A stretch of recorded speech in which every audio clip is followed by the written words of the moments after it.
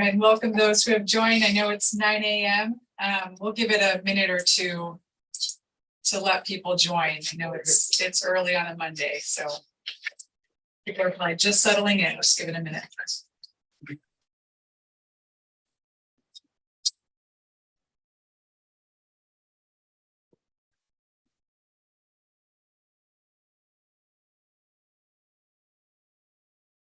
Morning.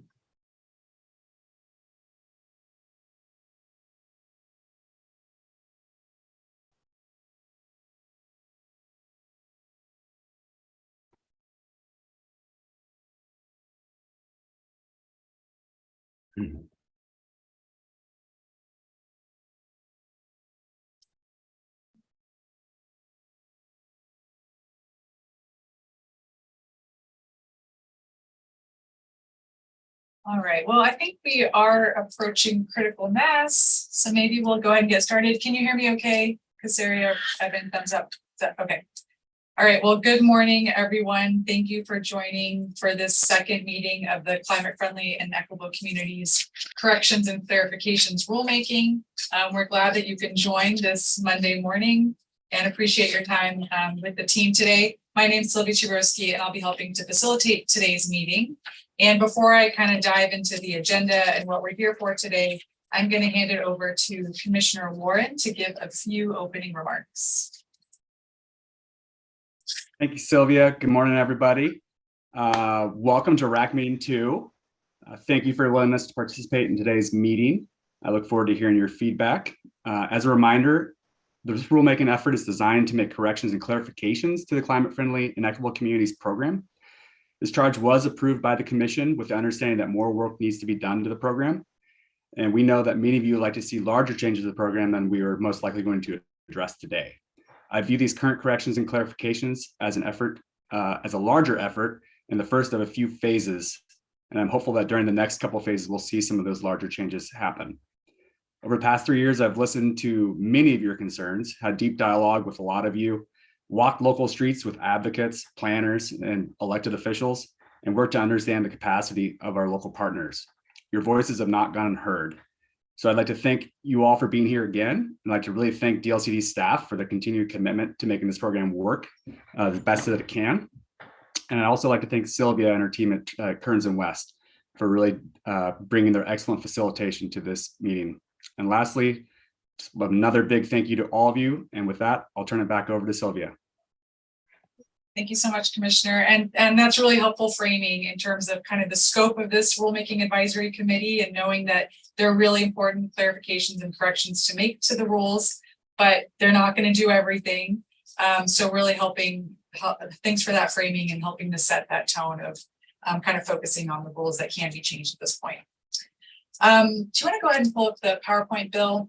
And I'll just walk through our agenda and some meeting logistics before we dive in.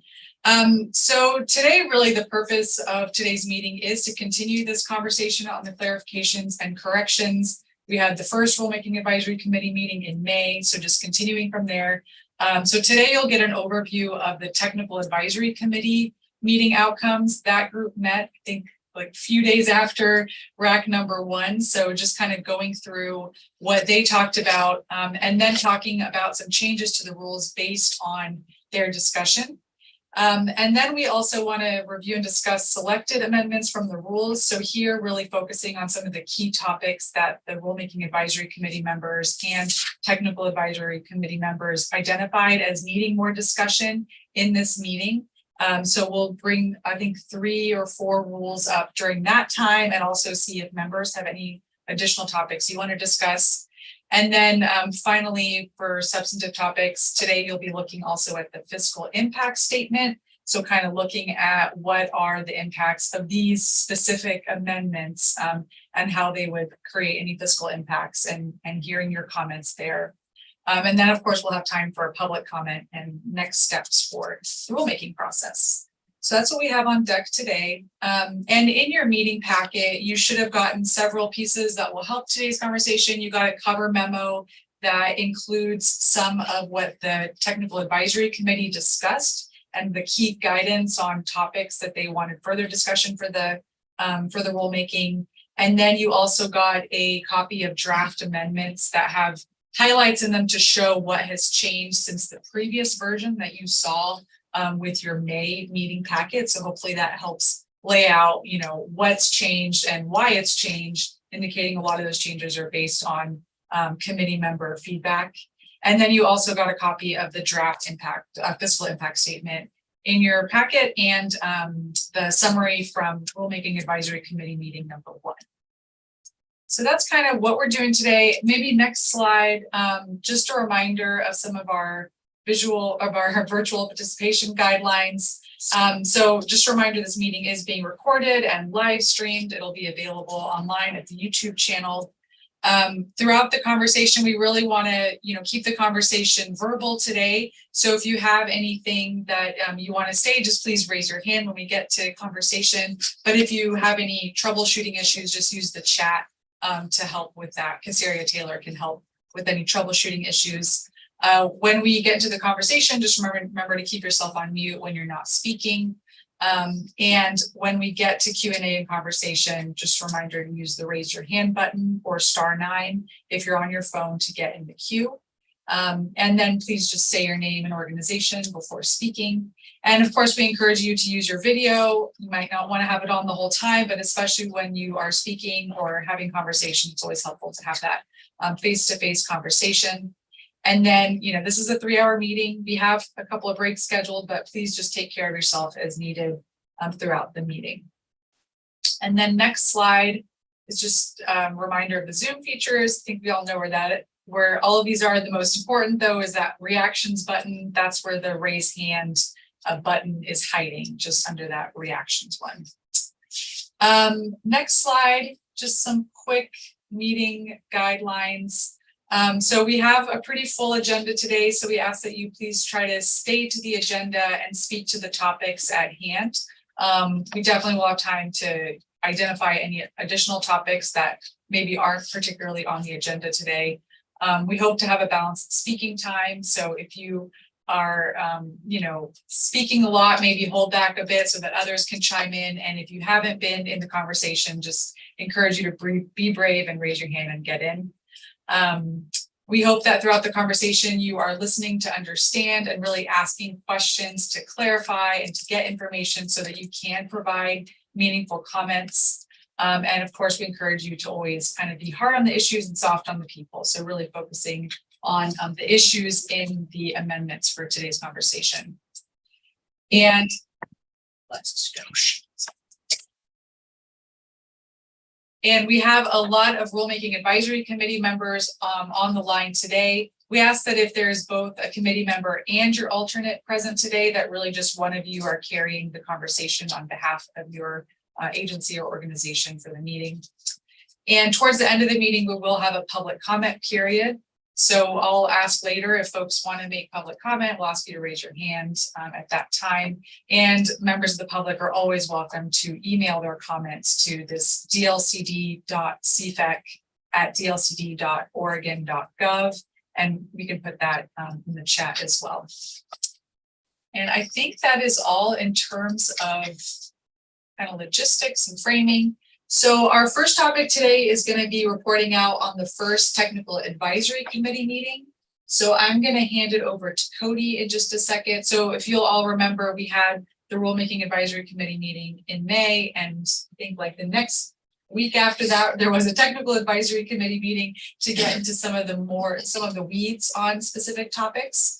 And so today, Cody's going to do a bit of framing, and then others are going to provide some key points from what the TAC discussed and some of the changes to the rules based on that conversation. And we actually want to use the Zoom poll feature throughout this discussion to see if you think the rules are really on the right track to respond to the comments that were brought up from the TAC and to some extent the RAC on these topics. So we'll bring up those Zoom polls when we get there.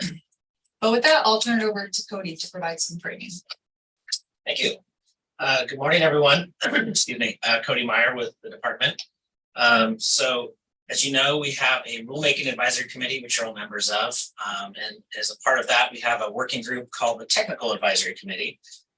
We have about 25 members, really focused on implementation of the rules and to provide a little bit more opportunity for the deep dive into some of the rules. We did a survey with you all last time we met and said, which are the kind of top rules you really want to refer to for more discussion to that group. So we had that, those are in the packet. We met, the technical advisory committee met June 1st. So we had a pretty long 2-hour meeting. Really great specific feedback and talk about 3 rules and specifically Rule 210, which is transportation modeling and analysis, Rule 0405, parking regulation improvements, and the Rule 0830, which is enhanced review of select roadway projects. We also did an open call for what other rules that folks wanted to talk about a little bit more, just as we did with you in your survey. The ones that kind of popped out are some of the CFA rules, 315, 320, 330, and then 0440, parking, some of the deadlines for implementation in 12, and then 0810, which I'm going to phone a friend and Bill for this 0810. That's the motor vehicle system planning. Okay, thank you. Yeah, so I think I just kind of kick it to some of the project leads on some of these rules to talk about what we heard specifically. I'll just remind you all, excuse me, in your packet, what we have here is the kind of the gist of what we heard from the discussion, and then what are the corresponding rule amendments we made with that guidance we received. So we'll start with Rule 0210, and I'm going to go to Bill. Thank you, Cody. Bill Holmstrom, DLCD staff. Thank you all for being here with us again today. So I'm going to talk a little bit about Rule 210. I would say this is the rule that we spent the bulk of our time at the Technical Advisory Committee meeting with. And just as Cody mentioned, there's a little bit more complete, what we heard and changes that we've made so far, kind of overview in the cover memo to your packet that you received last week. So that's the place to look for that. In Rule 210, we heard kind of a range of good comments on this, and I think we made a number of changes moving in the right direction. I'm not 100% sure that where we're going to end up with this rule yet. Happy to hear from people today, and I think we'll probably bring this back to Technical Advisory Committee as well. But we're making progress. So since the last few meetings, we no longer use the term land use decision. That was, I think folks were finding that confusing, and we wanted to make sure they're consistent with some other rules that have some similar language. So we don't use that term anymore. Trying to be a little bit clear about when this rule might apply. We were a little bit more specific about updating which UGB decisions are specifically exempted from review under this rule. And so far what we've put there is just the decisions to change the urban growth boundary itself. And I know there's still some concerns about that. I think we still maybe have some more communications and there are some more discussion to have around that. And then at the end of the rule, more clearly describing how you determine that difference in the VMT per capita, and what you kind of count, what doesn't count, and what kind of how that all works together, and being clear that we're looking about the difference, not so much change absent any other mitigating factors. So those can all be counted as part of that. One thing we did not change, one thing we heard at the Technical Advisory Committee meeting that we did not change, and I'll talk a little bit about this, is we had folks asking about, could we set a kind of a de minimis threshold, below a certain amount, do we even have to use this rule? And we did kick that around a little bit, but we kind of quickly came to the conclusion that we didn't need to put that in, that local governments could identify a threshold for themselves. The rule only applies when local governments apply a modeling to certain land use amendments, right? And if, for example, in the local decision-making process, they say, we're going to set a threshold for when we apply this modeling to one of these decisions, then the rule doesn't apply. So we think that's a good balance. I think we were going to go down potentially a road of trying to prescribe something in the rule that would be wouldn't necessarily work in a lot of circumstances, would be a whole other discussion about how do you set that, what's the right number. And, you know, I think we've heard over and over again, you know, we're trying to strike a balance between providing enough certainty and clarity in the rules without being overly prescriptive. So we're trying to get that here by letting local governments set a threshold. And it could be, say, a certain number of trips potentially expected to be generated. It could be an acreage threshold, something like that. And you guys can figure it out yourselves about what that threshold looks like when you want to apply those tools and when the rule might apply and be in effect and something you need to take into account. So that's the reason why we've done that so far. Again, happy to have further discussion on that. The other piece of this, I think, is hard because it's really about implementation and about the tools that are available or not available yet to help local governments understand how this rule is really going to work on a day-to-day basis.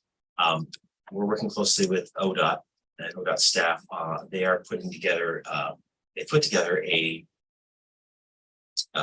working group with consultant supports to put together tools to help support different aspects of the updated. So we're pretty confident that we're going to have some additional resources and support and tools for the governments that come out of that work to help support how this rule is actually going to be implemented. And then the other piece I want to say that's not on the slide here, it's kind of a reminder, it's not new since the last amendment, since the last meeting, but we are changing, we're proposing to change the effective date of this rule to change from coming into effect basically a year from now, June 30th, 2024, to become effective at the time of your major TSP update. That would line up with a number of other rules and kind of makes sense that way. So, Cody, did you want anything to add to that, or?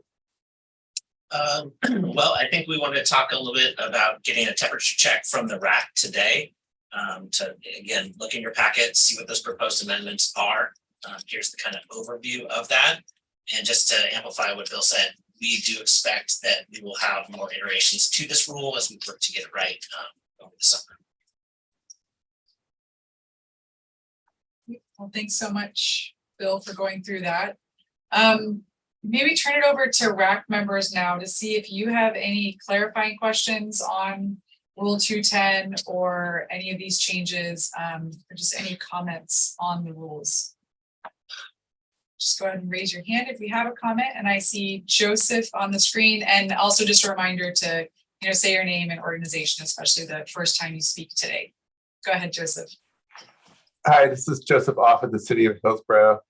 I guess my one question, and maybe DLCD need to look at an example of this, but if we have a comprehensive plan amendment for land that is solely going to be industrial, how are we going to be able to not increase the BMT per capita? Because my understanding the capita is based on residential. So it seemed like we only can get housing through the way that the rule is currently written, but we can't bring anything employment like industrial in unless capita is defined to recognize employment and residence. But I just wanting to get clarification on that, because to me, that's going to be a big hurdle for any local jurisdiction to bring in any form of industrial development.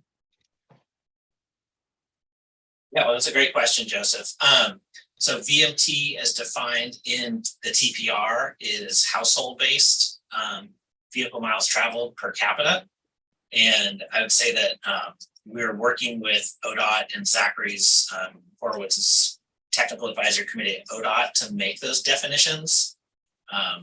We're definitely cognizant that we don't want to prevent industrial or commercial development. So I think that's part of what we're going to be doing through guidance. Sylvia, if I may. Yeah, go ahead. Excuse me, Yes. thank you. So in that Hillsborough is part of the metro region, Cody, how does that play with the climate smart communities and Metro's UGBs, its own UGB decisions? Well, I think from the top, we should just clarify that the rule changes that we've made exempt UGB decisions to have to perform this analysis. And then as Bill discussed, there are several factors that you use this rule when you are requiring a transportation modeling and analysis exercise. For climate smart, there's probably not a lot of direct connections, other than this is making sure that the decisions that folks make on a kind of day-to-day basis are in alignment with the overall outcomes of climate smart or the TSP or whatever scenario plan to get to that VMT fraction we're looking for. Thank you. And I would add, and Tom is here if he wants to chime in or not. This is hopefully all in alignment with where Metro is going with the regional transportation plan as well, and the updates they're making there, and the changes to the regional transportation performance standards that are going to be coming out of that. They're all in alignment with where we're trying to go with all here. So I don't think we're too far off with where things are going anyway up in the Portland metropolitan region. Joseph, did that answer the question? What Cody answered kind of clarify things. I guess I'd be interested in seeing how it's defined more with the work that he's doing with ODOT. Okay, well, I think we'd be happy to be in touch with you and Zachary to make sure that you're circled in. We just had our first advisory committee for that work a week or so ago. So we're just in the early stages, but that'll be ongoing through the summer as well. Thank you. And Brock, I see your hand up. Are you here for Oregon Realtors today? Yes. So what I was wondering, the change to 210, you said that the which UGB decisions are exempted was more specifically clarified. So in practice, what do these changes mean? When is a VMT analysis going to be required under these proposed amendments for UGB expansion, and when are they not? Yeah, so the way the rule's written right now, the proposed draft, is it really is about the UGB expansion decision itself. And it's difficult because a number of jurisdictions handle how those decisions are made in different ways, and when the associated land use changes that happen with that, how those happen, when the timing of when those happen can vary a lot. So I think we're still kind of trying to grapple with whether or not that's the right threshold, or if we need to expand that a little bit more. So still thinking that through. And again, this rule only applies if a local government is, making that amendments decision with the use of a transportation model or analysis kind of tool. And if they're not doing that, then the rule doesn't apply. Okay, thank you. Thank you. And Mary Kyle? This is Mary Kyle McCurdy with 1000 Friends of Oregon. I guess following up on Brock's question, I'm still not clear based on that answer. When a UGB decision is made, it's generally because a city has evaluated its land within its urban growth boundary and determined that it needs more land for one or more urban uses for the 20-year planning period. And so they have a pretty good idea of how that land's going to be developed, or what it's going to be developed for, 200 housing units and 300 jobs or whatever it is. So by that point, the urbanization decision has been made. How it's developed are the later detailed zoning and mapping decisions. So why wouldn't some level be made here at that initial decision? Or even earlier when determining alternative sites inside or outside urban growth boundaries? I just don't, this seems a major issue that you're going to expand an urban growth boundary. That means more roads, that means more VMT, at least maybe per capita or not per capita. So I'll talk about this a little bit more broadly instead specifically about this rule. So when it comes to urban growth boundary expansions, the how those happen, the determination for how much land is needed and which land is brought in is outside the scope of these rules. It's Right. all prescribed in statute and prescribed by other rules that the commission has.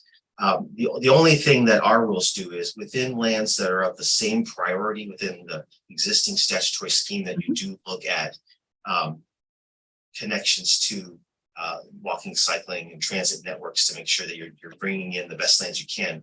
But we can't change the priority of lands within the existing scheme. That's not what I'm suggesting. Okay. I'm suggesting the transportation modeling analysis regarding VMT. It seems like this is exempting UGB decisions from the Rule Right. 210. Yes, so what we don't want to have happen, for example, is for local government to go through the process of determining how much land is needed. Our rules, many other rules, require local governments to really take a look and make sure that you're doing as much as you can within the existing urban growth boundary, but we know there's going to be situations where we're going to need to bring more land within the urban growth boundary for additional need. And that's part of the system. That's how it works. That's fine. What we don't want to do then is to set up a situation where, because VMT is going to be almost always higher at the edge because it's at the edge and people are going to travel further, that we're setting up a system where we make that impossible through kind of the back door.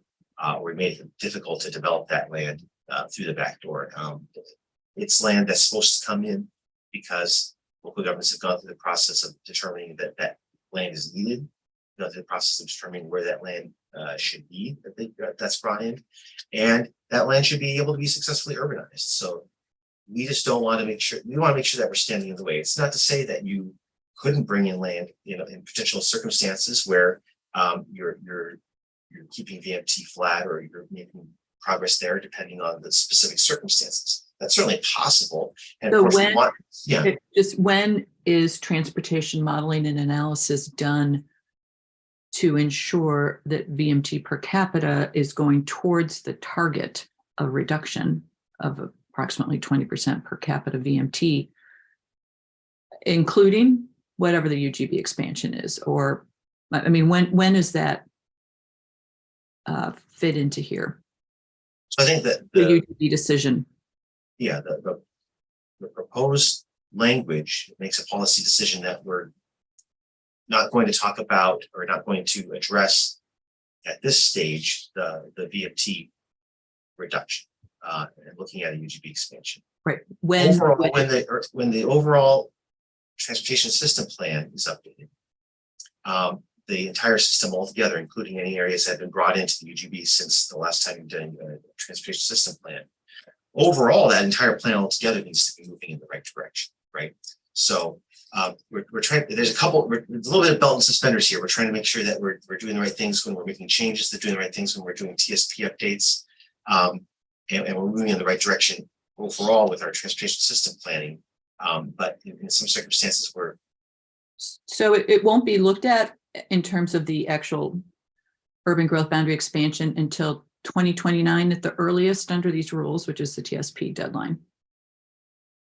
well, I think these rules are for the future as well. So I mean, it depends. Right. If you're talking about in the short term UGB expansions.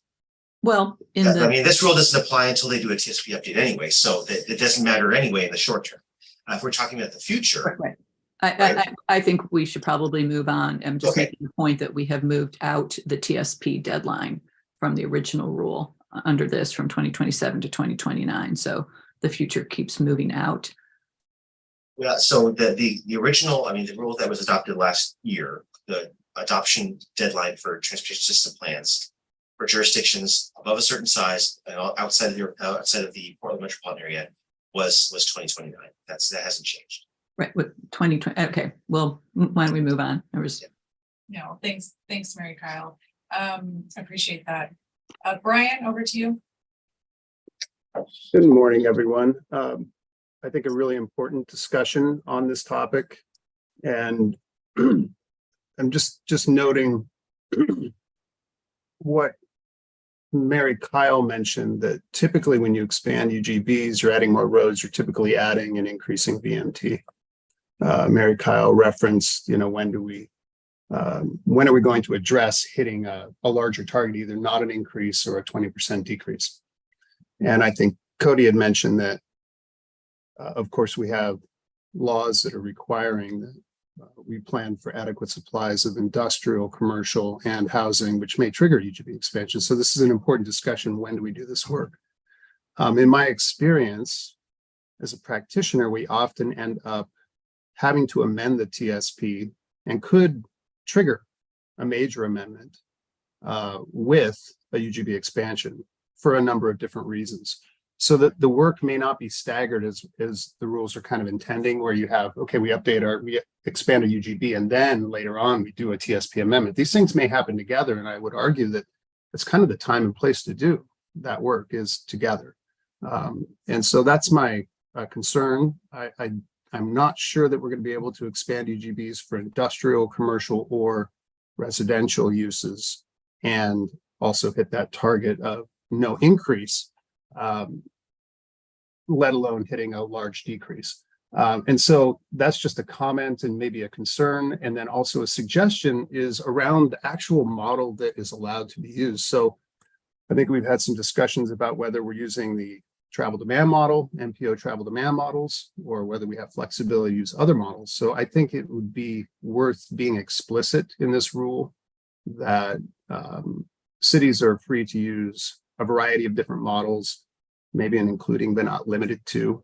In other words, if the intention is to allow cities to use a variety of models that do not include the travel demand model, I think it would be really helpful to have that in rules so that that's really clear.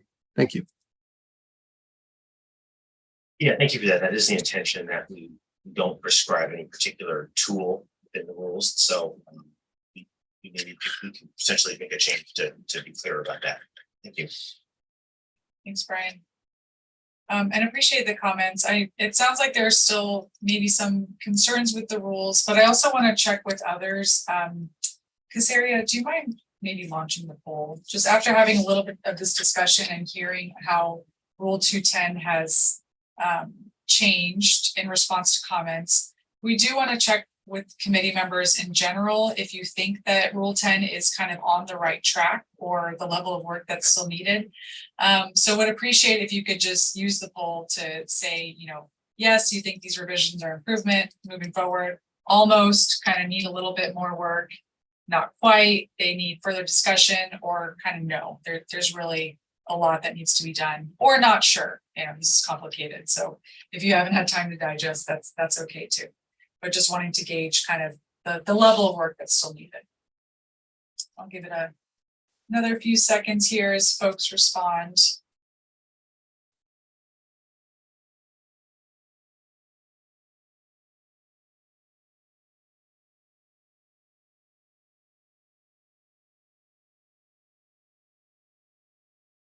Okay, I think we've got good enough participation that we can end the poll.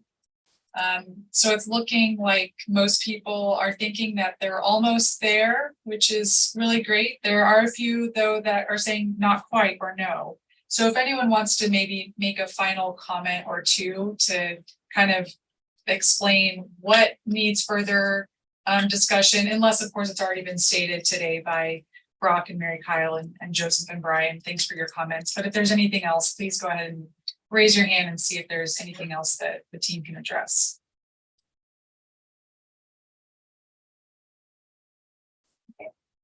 Okay, well, really helpful to just get that snapshot of where the rules are headed. Anything else, Bill, that you would want to ask the committee or get clarification on? No, thank you. I think that poll reflected kind of where I thought we were too. So that's good. Thank you. All right, then let's move into Rule 405. That's another rule that the Technical Advisory Committee focused on at their last meeting. So I'll hand it over to Evan to walk through that one. Thanks, Sylvia, and good morning, everyone. Evan Manvel, Climate Mitigation Planner, he, him pronouns. So we've added to the things that the staff originally proposed to do with 405. We heard both from the RAC and the TAC about some various adjustments, and we're proposing to integrate those. There's a suggestion from, or a request from City of Cornelius to be explicit about measuring the parking lot area, going beyond parking spaces to the whole area. So figuring out what half an acre means. There was a significant amount of confusion between in the tree elements in both 4A and 4B and how those overlapped. And so we tried to add a few words there to be a bit more explicit that 4A is kind of mitigation actions and 4B is trees. And obviously if people, well, not obviously, but and explicitly, if people take trees to the mitigation action, they're meeting B trees. So there was a request to allow for inflation for the $1,500 fee in lieu provision. So we added that in as an option for local governments. There was a request from local governments to allow a mixture of actions, solar and trees. And we put in a proposal for that. So that's kind of the big, that's the section in 4A. In 4B, or sorry, 4A and B, later on, there were some discussion about the pedestrian connections and the language around that, and feeling that we'd taken it too far and limited it too much. And so we added a little bit more back in at the request of the city.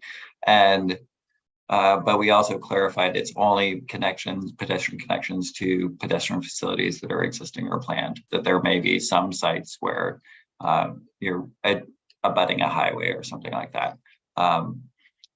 So those are, and the last thing we did, we heard a fair amount of feedback that the provisions about a process for ensuring ongoing compliance with tree care and maintenance was too heavy of a lift, and that local governments didn't have the resources for that they felt overwhelmed by that.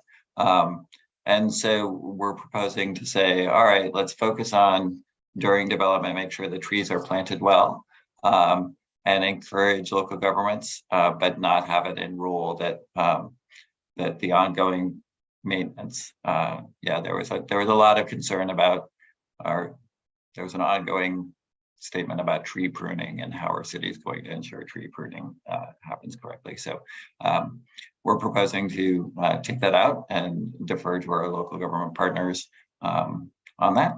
So that's kind of the suite of changes that we've folded into the proposal that we brought to you for today's RAC meeting.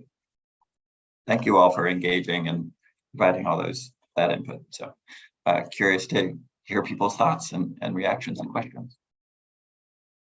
Yeah, thanks so much, Evan. So RAC members, feel free to raise your hand if you have any questions or comments or reflections on the way Rule 405 was changed here.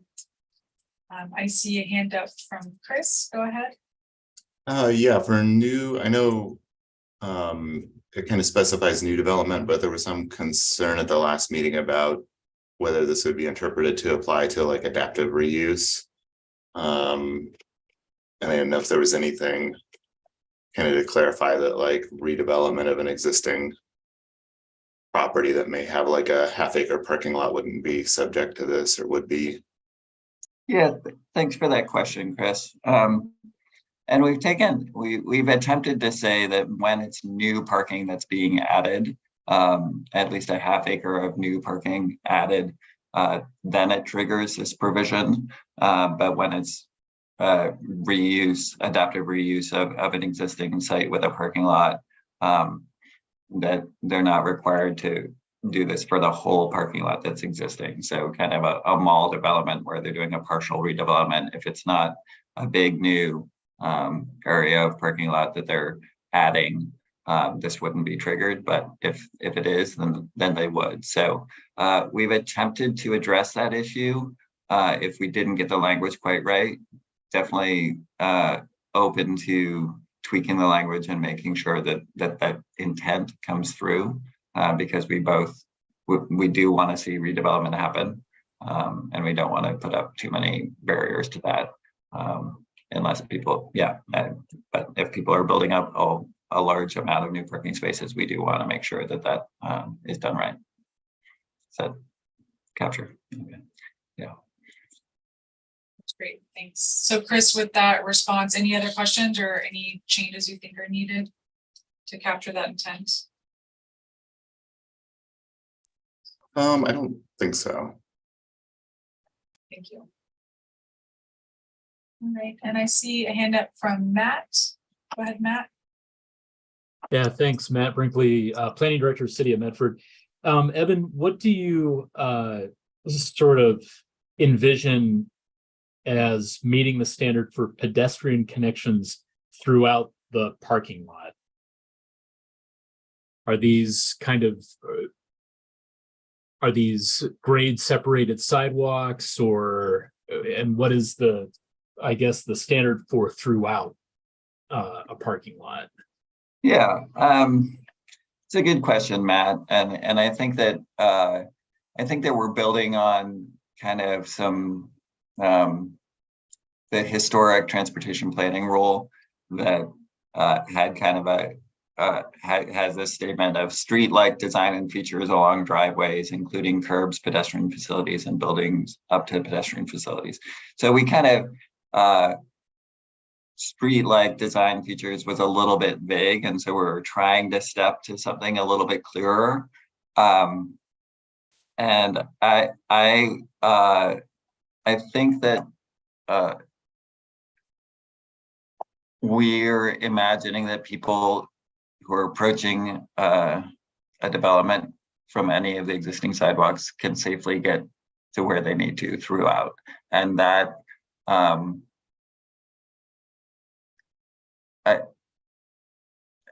I think that the very specifics on that might vary site to site, and we wanted to be somewhat deferential to local governments on that. But if you would prefer more specificity, we could write more specificity. Like we talked about curbs in the previous TPR language on that.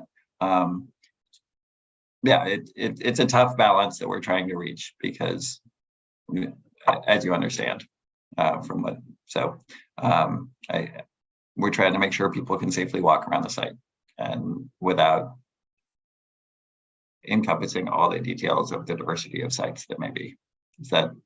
And I know that might not be an adequate answer for you. And if you have thoughts on how to better reach that goal while not overburdening developers or local governments, I would love to hear your insights. I think it's difficult to put something that's really prescriptive into the rule and make it work in all of these different kinds of situations. I mean, I think pedestrian facilities, for like an industrial site might be significantly different from, a commercial development or a mixed use development, something like that. So I guess while I would like to have a little more clarity, I can't think of a way to do it without, adding pages and pages of rules. And so I think I appreciate the ability to have some local discretion in that particular case. But and thanks for the answer. I mean, I think it's a difficult one to answer. All right. Well, I will think about it a little bit more and see if we can improve it further. But also, please email me if there are particular words. Yeah. Thank you. All right, let's go over to Michael and then Indy. Hi, good morning, Evan. Good morning, everyone, and thank you, Evan, for the presentation. I had one concern about your last bullet point about the focusing only on the planting and the trees and not the care and the maintenance, because it feels to me that, especially in light of how our climate is changing, ongoing maintenance and care is absolutely critical. And if we're not planning for that, then we're at risk of having basically planting these trees and then no one's taking care of them, no one's watering them, and they die. And then we're in more trouble because we have to uproot them, and it just creates a whole other set of problems. And I think we all need to recognize that without the care and maintenance,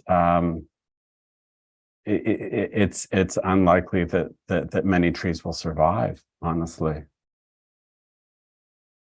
So I would really recommend keeping some language in the rule around that to make sure that that's provided. Thank you.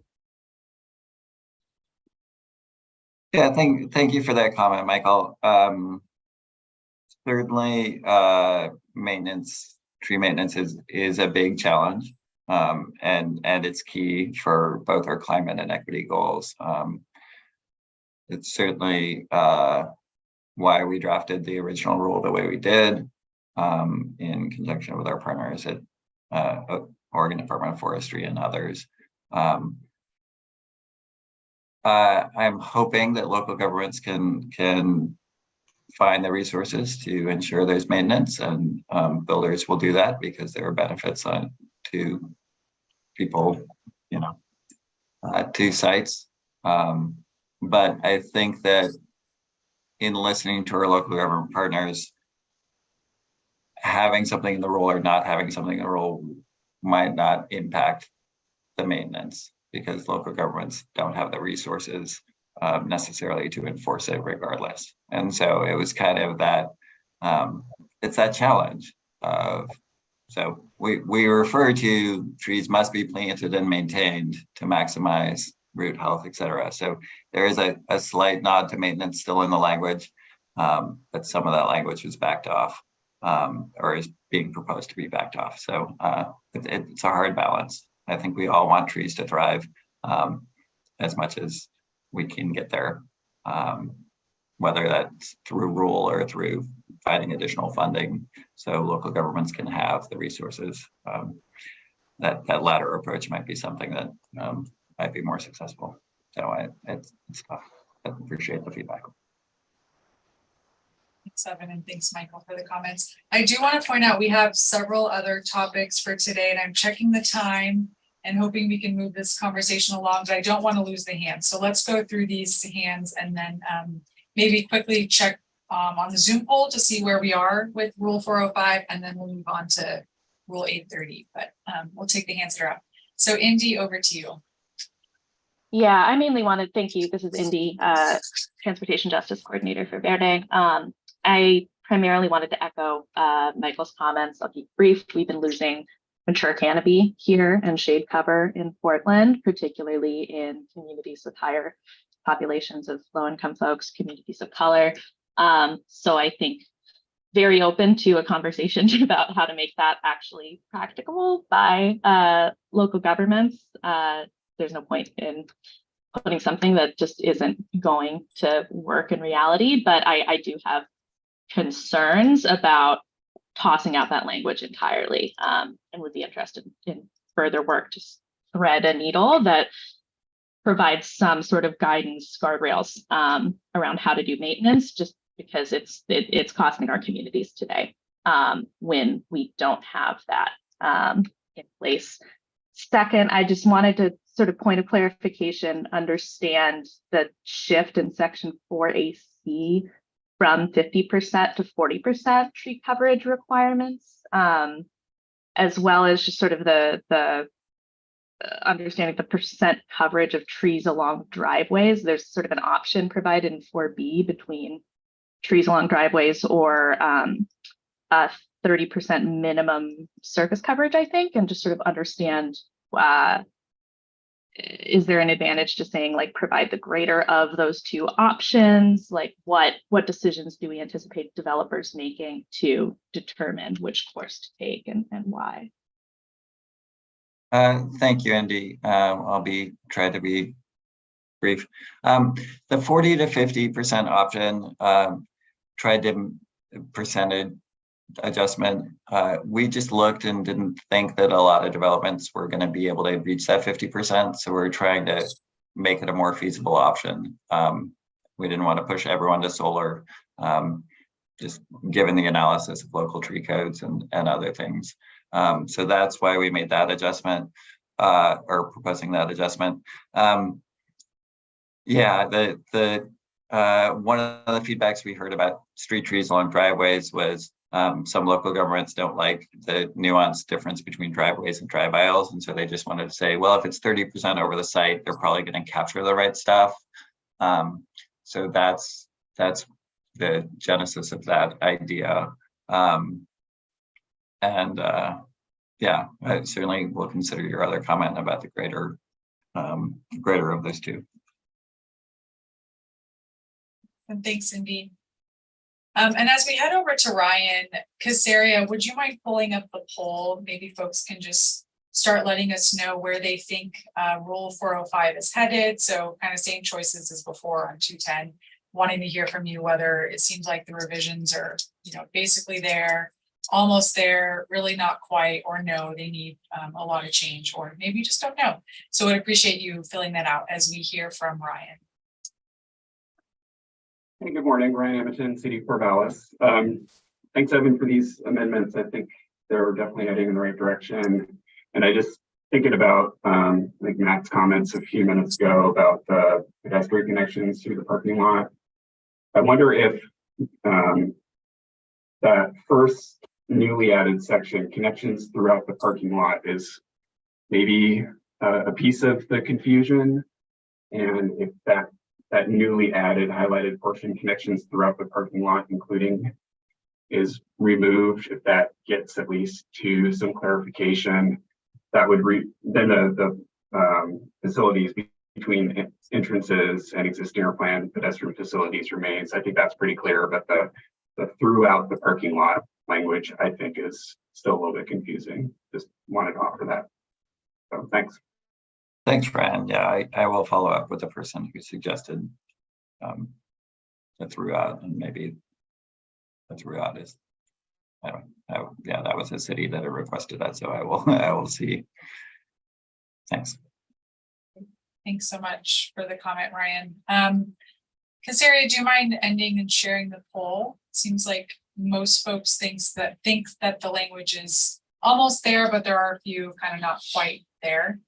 And let's hear from you. And if anyone else had additional comments on kind of why the rules aren't quite there, we appreciate hearing that. And then we'll move to the next topic. So Anne, over to you. Yeah, thank you. I think I was the one that suggested or asked whether we wanted to have some safe pedestrian connections within the parking lot. And the reason why I brought this up is that sometimes you have really large parking lots and people have to walk pretty far, and you're walking behind cars the whole time. So I know that we already have those standards in our code when parking lots are over a certain size. So that's why I brought it up. I'm fine with it being changed. So I just wanted to throw that out there. And I think that's it. I did have a comment before that with the trees on the driveways or the 30% tree canopy, it seems like that applies if you decide to go the solar panel route. And I can see that being probably people won't do the solar panels, and you would prefer trees anyway. But I thought that, I don't know, I thought that seemed like a lot of trees if you're trying to do the solar panels. So I think people would choose the trees along driveways, even if that is a little confusing to determine. But we did define driveways and drive aisles per the guidance and the DLCD guidance. So I just wanted to make that comment that I think it is a lot if you're trying to do the solar panel route, the 30% tree canopy. That's it. Thanks for that feedback, Anne. I keep seeing hands pop up. It's so hard to let's quickly hear from Tom and Skylar, and then we'll really move on. Morning, Tom Kloster, Oregon Metro, he, him pronouns. Morning, Evan. Just reading through the strike through, the one thing I guess I wanted to emphasize is the word canopy, I think, goes away in the strike through. I don't think that's intended necessarily as a bad thing, but I want to just point to, for the metro region, our best practices on street trees really focus on large species and continuous canopy. So I like the wording about protecting the root health. That's good. But from a climate perspective, I think underscoring that we're trying to achieve a large canopy. The issue always is that the utility companies and others are constantly pressing for small species that don't really do much for climate or for stormwater runoff. And so I don't want to speak out of school here for the cities and counties who have to implement this stuff, but for our region, we do have a best practice out there. I'll post it in the chat where we're emphasizing large species. We went through a whole process to vet these in the region, and they're our best practice for how to do street trees. We appreciate that feedback. And Skylar.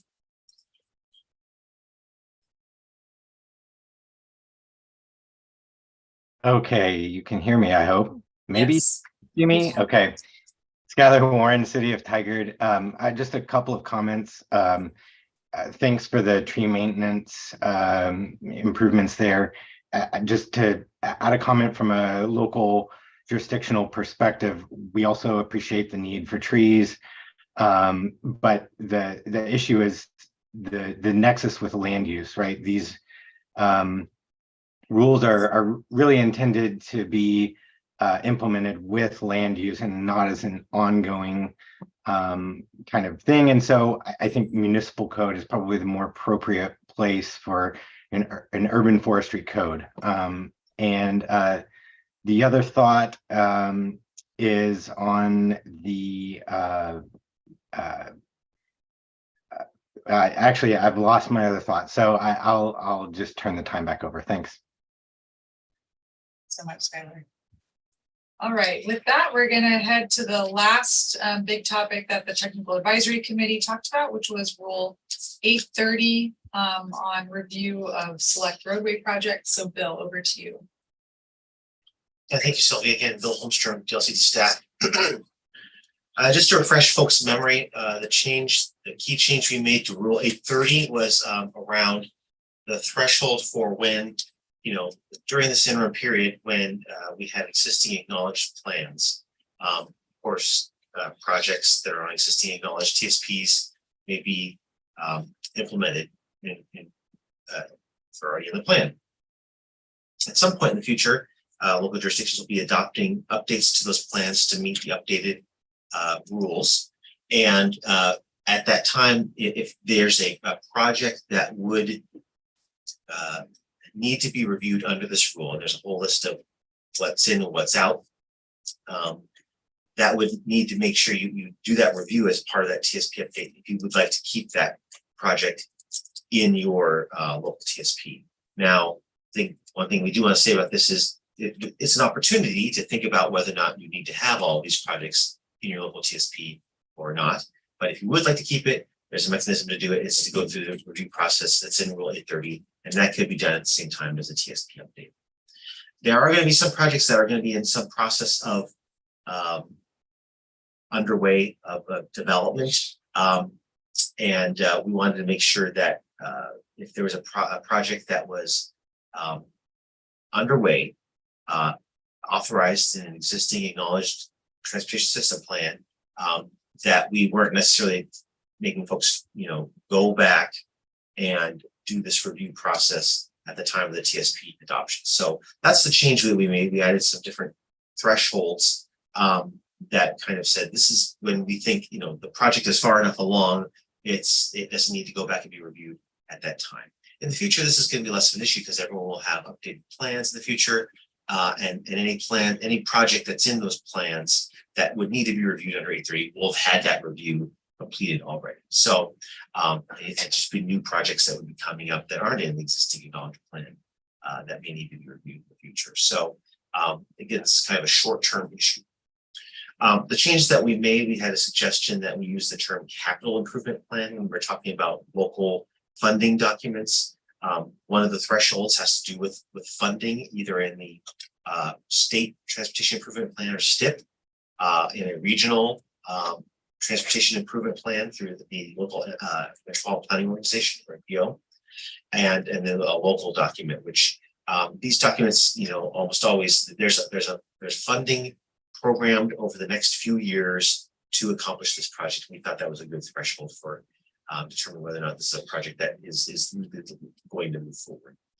So we changed that term for the local plan or to the capital improvement plan. That was a suggestion that was made. The other significant change we made here was clarifying that the threshold is met at the time of a TSP update. We thought that was kind of inherent in the rule, but it was not as clear as it could have been. So we did make that change to be clear that that's what the time the threshold is met. So at the time you're doing your TSP update, now I should say at the time the TSP update is adopted. So it may be a 1.5-year process to do that TSP update. You might want to look at the projects that are in development at beginning of that process and say, where are we going to be in a 1.5 years when we're looking to adopt this plan? And where was this project going to be? Is this something that we're going to need to make sure that we build that review into this? Or is it going to be something that's going to have cleared that bar and we won't have to worry about reviewing that and adding that into the future plan? So I think that just makes it a little bit clearer. That's the date. There's no, that's a good hard time when rules when the TSP is adopted. Often, rules amendments kicking off. There's no formal necessarily time associated with that. So that's why we went that direction. With that, I think those are the key points I wanted to make on that. Thank you. Okay, thanks, Bill. As members of the committee, any questions or reflections on those changes to 830? See a hand up from Joseph. So go ahead, Joseph. This is Joseph Hoff from the city of Hillsborough. Looking at the change in the role, I guess it still doesn't seem to satisfy my concerns unless we change the "and" in line 1, where it says transportation system plan acknowledged prior to January 1st, 2023, or the project meets any of the following. Again, once it's adopted in our TSP, the city is already moving forward. We're doing a lot of work where we're doing a lot of more additional, because the TSP, let me remind you, it's like we're doing more of a high level needs analysis. But once it gets adopted, we're moving forward. We're doing a lot of preliminary design work, working with developers on, getting some of these improvements. So some of these things are not falling on a capital improvement plan. It's working actually with developers, and they're dedicating right away. They're building half street improvements. And so it's just to then go back and reach out to those property owners and do another high level needs analysis after we've done that level of work. It's just not, we can't do that. I'm sorry. I'm dealing with a development right now where we have as I mentioned before, one of my other concerns with this is the interchange area management plans would fall underneath this rule. I have one developer coming in, finally building a road, and we're supposed to relieve another road and convert that other road, public street, into a right and right out. And then I have another developer challenging that and trying to challenge the IAMP. And then if I have to go back and reopen all this up and go back to the property owners and saying, hey, well, DPR is telling us to go back and reevaluate all this. And it's not, we're trying to deal with, I know like safety is somewhat covered in this rule, so it kind of gives me that little slight exception to it because it is a safety issue. But at the same time, it's just kind of example of, we've done a lot of work to move this forward, and then to turn around and go backwards. And so I still feel like, I'm sorry, I know Bill's saying that this is non-negotiable, but it is, we have to, remove this section or find some way to rewrite it, but it's going to create a lot of challenges for us. So, and there's also while I'm just talking, there's also the concern of section 2B that makes us, if we have to go through an authorization process, it makes us have to redo our entire TSP first before we can even do that. So anyway, I'll let others talk. Yeah, thank you, Joseph. Yeah, thank you, Joseph.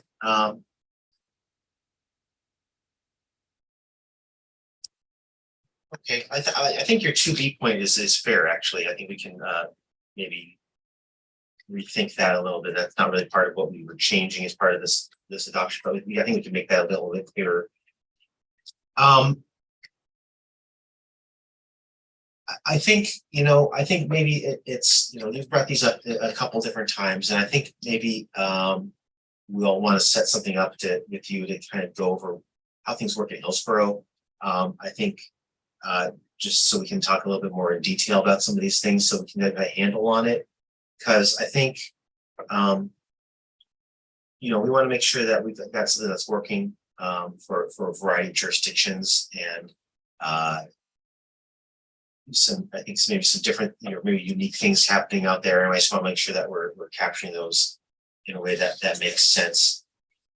You know, again, keeping in mind that, you know, every project that's on the books right now in the TSPs can't move forward and us continue to meet our goals. Now, that's not necessarily everyone's TSP, but, you know, overall across the state, we did everything that's in the existing TSPs. It's not gonna work. So we're gonna have to go back and take another look at some of these things and review them. That's the big picture. Whether or not that's specifically the case in everything that's happening in Hillsborough, I don't know. So I think, Joseph, if you're open to that, I think maybe we can sit down, maybe bring some ODOT folks into that meeting and make sure that we're all kind of working on the same page and see if there's some additional tweaks that we can make that would help there. That's okay. Thanks, Bill. And Joseph, does that sound like a good next step? Talk about Hillsborough specifics. It sounds good. I was thinking at some point contacting our ODOT partners, just because I do have strong concerns. It's just so it'd be good to have a meeting with the LCD and ODOT to try to address these concerns. Thank you. Thank you. And Tom, see your hand up. Yes, thanks. Morning, Bill. Two-part question for you, Bill. Again, I'm still trying to digest all of this so I can explain it to folks who ask within our region. The first part is about, so it's a question came from a community member of one of our committees. Does the pre-existing language sort of grandfather in any road project that's been in a TSP before, as long as it's the same project, as we go through periodic local TSP updates in response to us updating the regional transportation plan? So that's one question. May not have an answer today, but that's one question that I'm hearing a lot. And my answer has been, I don't think that would be the case. The point of transportation planning is to continually revisit and update our plans, not just fold stuff forward. And maybe that would be an unintended effect. The second one is about the hierarchy of TSPs. There's a project that's come forward in the regional transportation plan update. I'm trying not to be too specific here because I want to give it away, but it's a county project and it affects 2 cities. And the cities are not on board with the county's project. And it's a significant capacity project for motor vehicles. And so so we may have to address this at the regional level as we adopt the RTP. It's not a new project to the county TSP. It's coming forward once again. We're asking similar questions, but I'm unclear about on the new language in terms of at the time of adoption, how that would cascade down from, in our case, a regional TSP, but also in any of the affected jurisdictions, county and city. So again, I'm just trying to understand that, Bill. I don't really have a proposal, but I'm trying to work through this. Thanks. Yeah, good, Tom. And I think, you know, we're going to continue to have some discussions about that issue in particular, but also, kind of other similar places where we have jurisdictional overlap or different things happening there. It's less of an 830 question and more about who does what in each TSP question.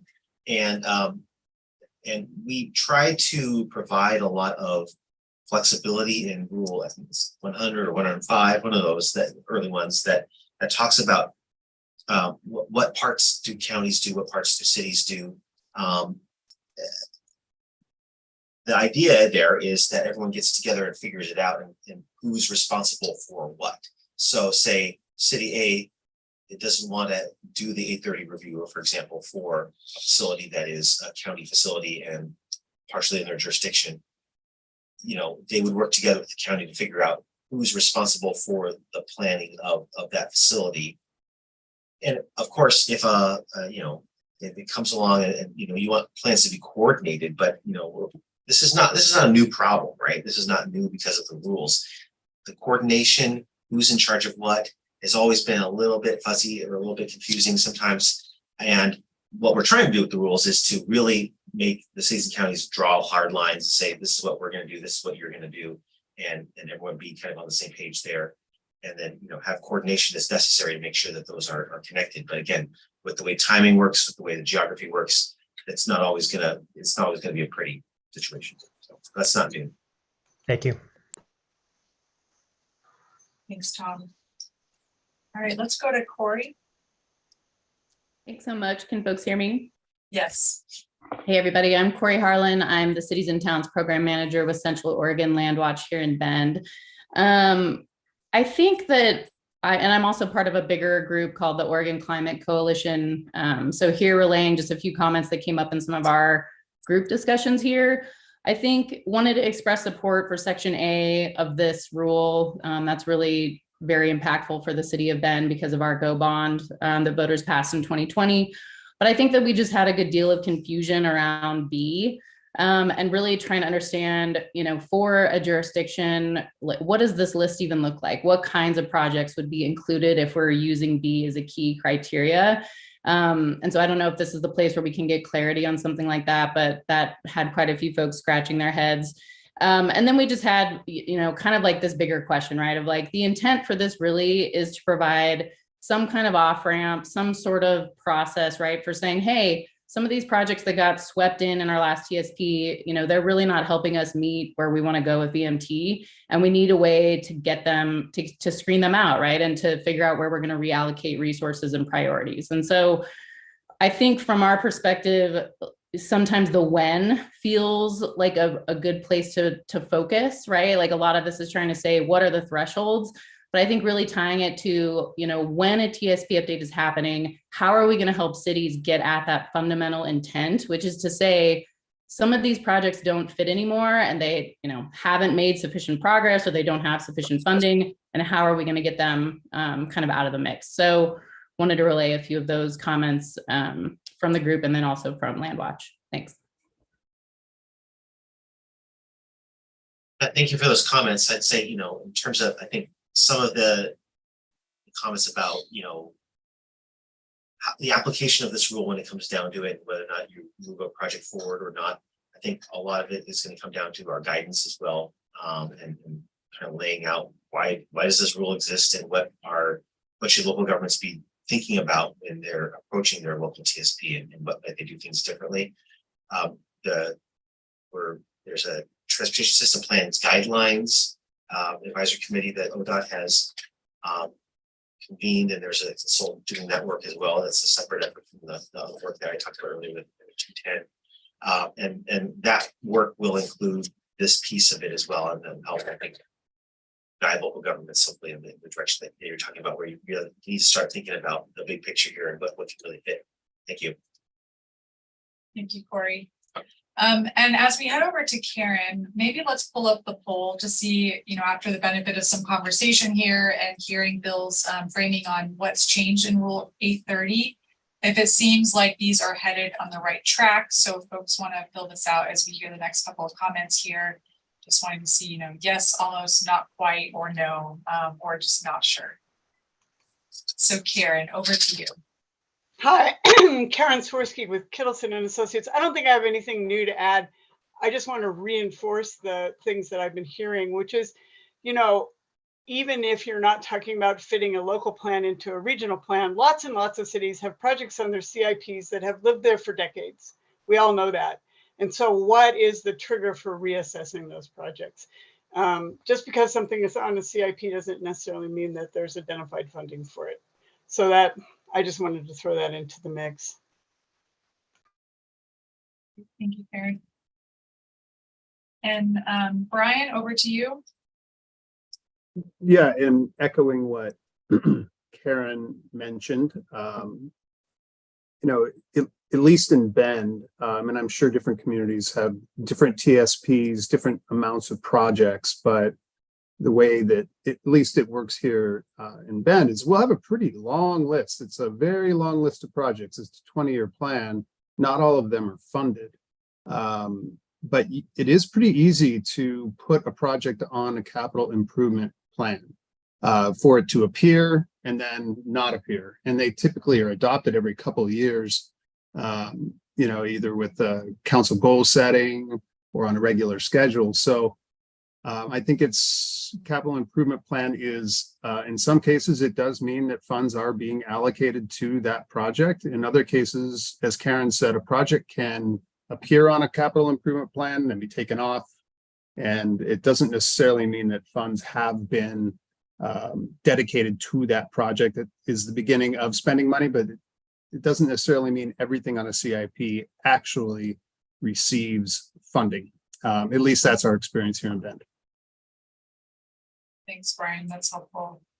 And as we head to Julie Casaria, do you want to go ahead and end the poll and just share the results and see that we're, several folks are thinking that the revisions are an improvement or almost there, and a couple of not quite, which, if you do think that the revisions are not there and haven't told us why, please do raise your hand and get in the conversation. Julie, over to you. I just wanted to chime in on the whole CIP discussion, and I agree it probably does vary across the state and even over time. But the same can probably be said for like the TIP and the STIP. Projects go into the TIP and the STIP, and sometimes they fall out because money just is no longer available. And that's the same for us, at least with the CIP. It's not that projects are just, easily put in there. They're put in there with the thought that there will be money in that 5-year period. So anyway. Yeah, thank you for those comments. I think, at this point, we're definitely open to hearing from folks if they think there's a better way of phrasing that. I think we're trying to walk a line here. We don't want to unnecessarily, exclude projects that are well underway and have funding and are launching development. But, we don't necessarily want this to be a huge loophole either. So if folks have some ideas about how to better phrase that, to capture that without, doing one of those two extremes, I'm happy to hear that. Otherwise, it's hard to know exactly how to tackle that.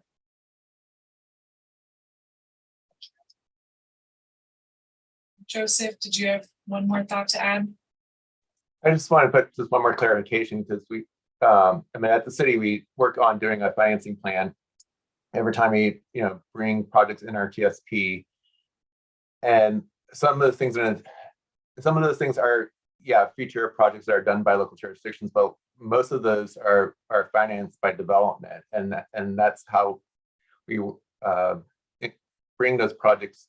Those projects gets developed over time as development comes in, and so that's where it's kind of the critical point. We work on setting the alignment and everything for those roads, and then development builds those over time, and then we work with developers.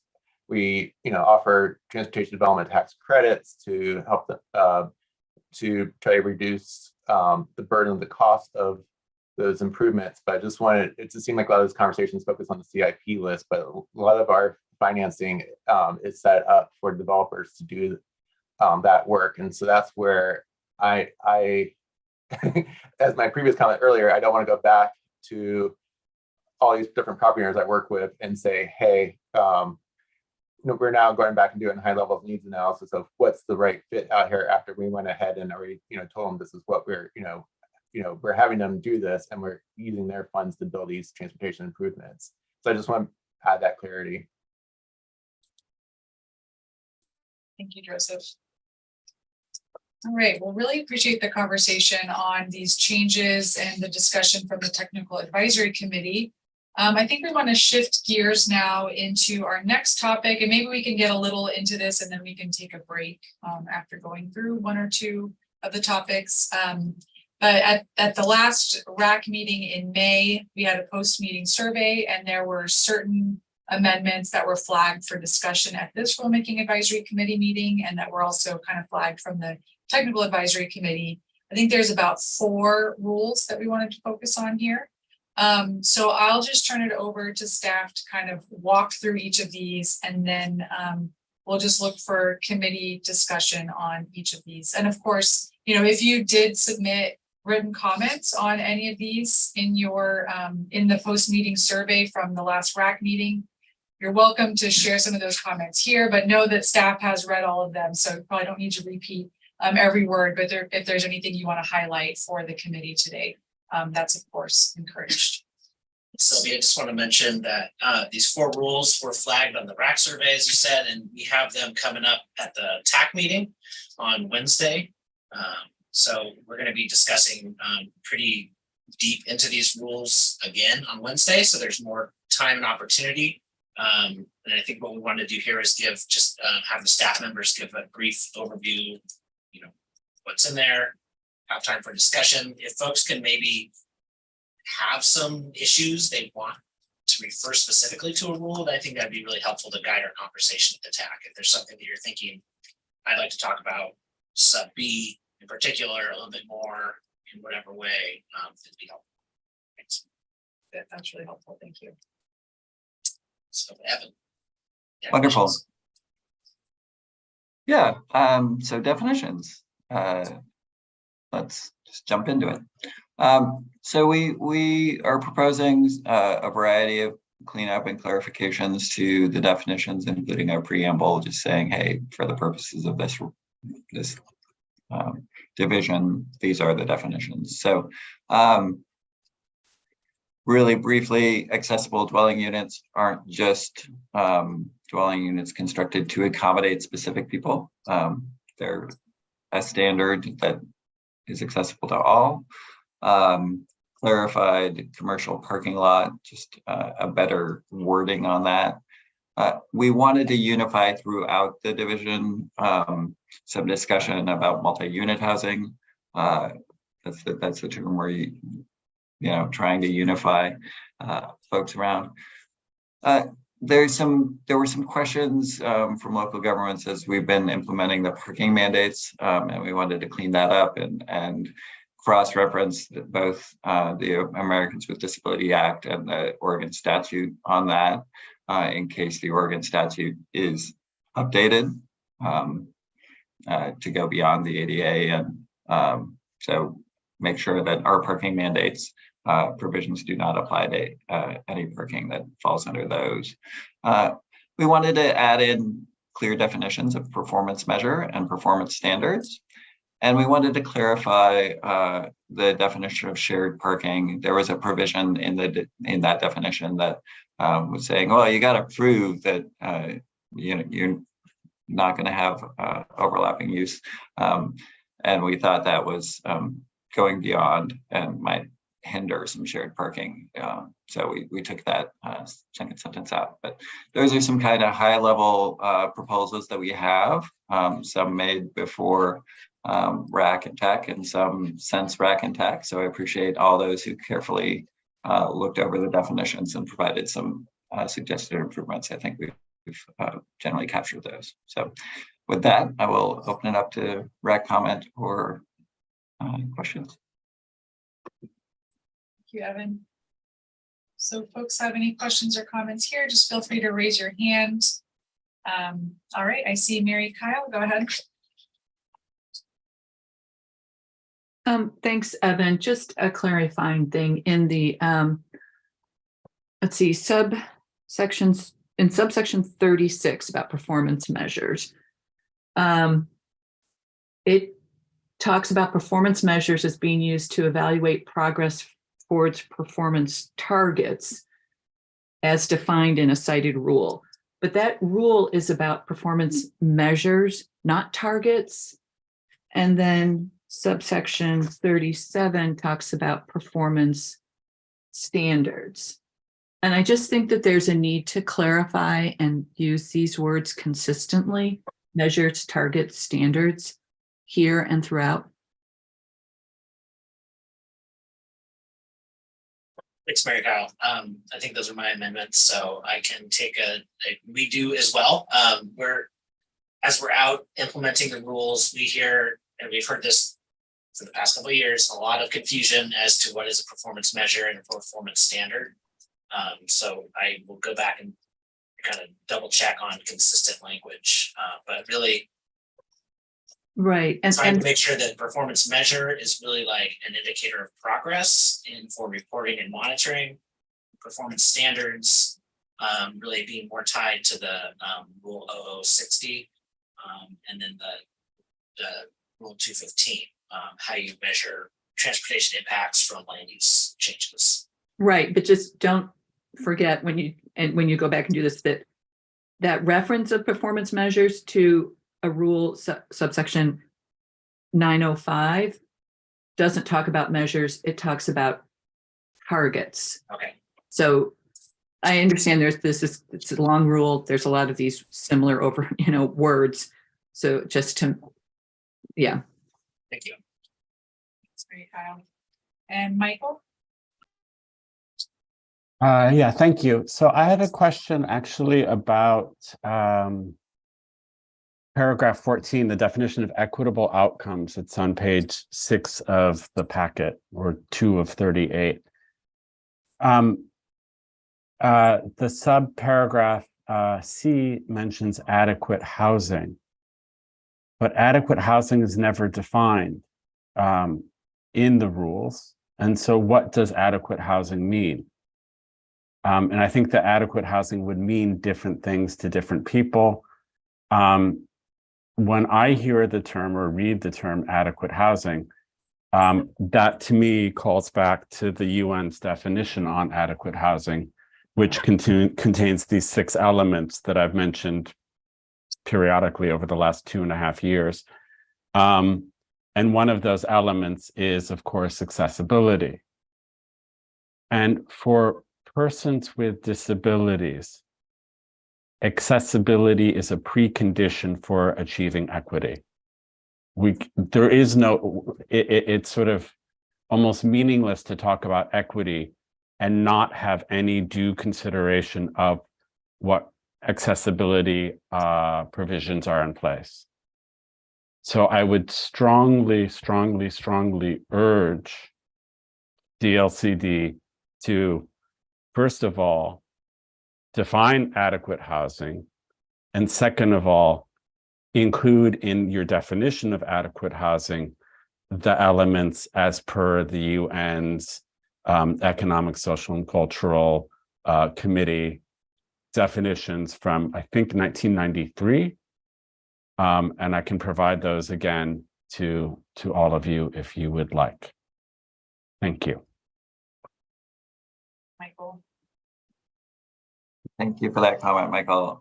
For those who may not have been part of the original Rulemaking Advisory Committee, this list in Equitable Outcomes was built in partnership with the RAC. There were 7 drafts of it. So there's a lot of history in working with our partners trying to develop this, but I understand the point you're making on top of that, Michael, and we'll consider it. Great. And Joseph? Yeah, this is Joseph Off from the city of Hillsborough. I would like the DLCD to work with ODOT on the definition of separator of protected bicycle facilities. I mentioned this concern before. The way it's currently written right now, it states that it needs a barrier to inhibit intrusion into the bicycle facility. And that language prevents us from using our default bicycle facility standard, which is a cycle track that we apply on all our facilities, which is basically a raised bicycle lane. And so I would like DLCD to work with ODOT on that. I recommend using the term vertical element instead. And ideally, the definition should try to match with FHWA's definition. But I would really stress that definition needs to be reworded so we can allow we want to continue using cycle tracks on our corridor, but the way it's written, it prevents us from doing so. Yeah, thank you, Joseph. And we've actually opened up discussions already with ODOT staff on that definition in particular. I think we want to, I think there's some room there to make some tweaks that would hopefully satisfy you. Like I said, I've had a conversation with you before. We believe that cycle tracks are possible with the existing definition, but we think that there's some room there to make some changes that maintain everything that we want to maintain, that ODOT wants to maintain. This definition was put together with a lot of advocate input as well. So we're trying to walk carefully to make sure that we're not upsetting any apple carts here. But yeah, thank you for that. We just have to be careful because this is, again, it's just, we have to be careful with the wording though, again, because of legal. I mean, a lot of this is going to go, local jurisdictions will be taken by court by somebody, and a judge is going to look at that word's barrier that inhibit intrusion. So that I just want to just emphasize that Yeah. words do really strongly matter. It's not just like, it's a nice thing to say. It's we got to be really careful with the definition. So. Yeah, thank you. Okay, and Jessica? Thank you. Jessica Pels, Washington County. I just wanted to basically +1 what Joseph just said about definition 46. We're also concerned about a physical barrier requirement in our centers and climate friendly areas, especially where it's a already built area and we'll be trying to redevelop or something like that. So working possibly with limited right away, and then what does a physical barrier requirement look like? And is that still pedestrian friendly and all those things? So the wording of that is a little concerning. Thanks. That's good. Okay. Well, there are no more comments on this. Maybe we can get through one more rule section. I think it's 135 is next on the equity analysis, and then maybe take a break before we get to the next two. So over to you again, Bill. Sure, thank you, Sylvia. So again, Bill Holmstrom. I'm talking a little bit about Rule 135. Rule 135 talks about equity analysis, and there's two different kinds of them, and what those analyses look like. We made the change here in the proposed draft because what we heard from folks is like they saw this rule and they didn't know when it applied. Well, other parts of the division say, use this. I want to make sure I'm using the right terminology here. Excuse me. There's both a major equity analysis and then an engagement focused equity analysis, which is a little bit lighter lift. Different parts of the rule said use this one here or use this one other style here. And when you look at Rule 135, it doesn't say when you're supposed to use it. So all this section does, and we added section 2, is we looked at everyone else in the rule in the division and said, when do we have to do these things? And we listed them here. This doesn't substantively change when these have to happen or what these analyses look like. It's just putting it all in one place so it's easy to find. So just an overview real quick. The major equity analysis is conducted during a major update to a TSP. That's the only time that's required. For an urban area of 5,000 population or larger. Use the engagement focused equity analysis, which is a little bit lighter lift, like I said, for those smaller jurisdictions under 5,000 when they're doing a major TSP update.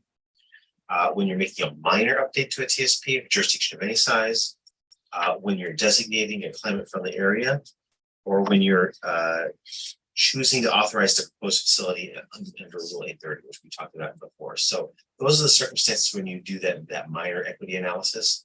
We understand there's still some guidance documentation that has to come out about what these equity analyses look like, how they're conducted. But this was a critical element to the rulemaking to making sure that we're advancing all of our goals equitably. So that's the change that we made. But I just want to be clear that we didn't really change what these analyses look like in our changes, nor did we change when they apply. It's just really pointing to those existing definitions in the adopted rule. Okay, answer any questions or comments? Thanks, Bill. So members, just go ahead and raise your hand if you've got any questions or comments or reflections.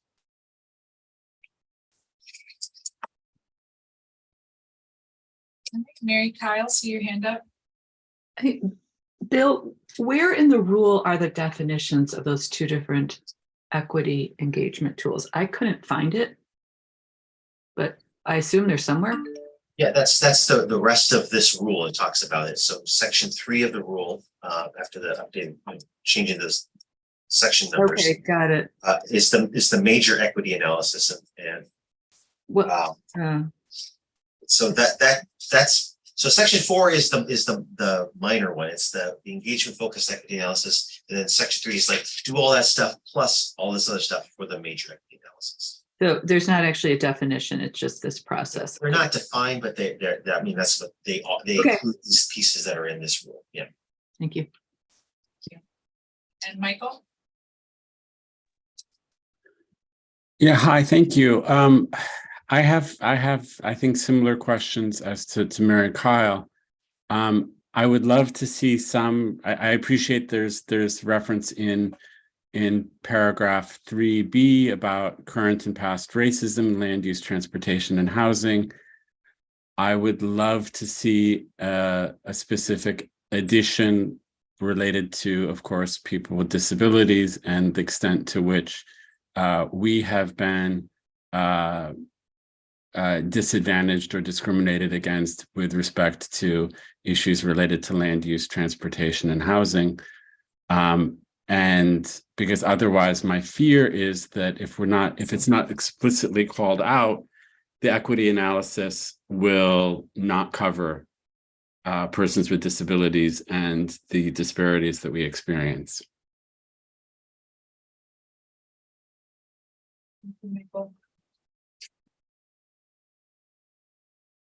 Thank you. I don't know. Evan, you have anything to add to that or not?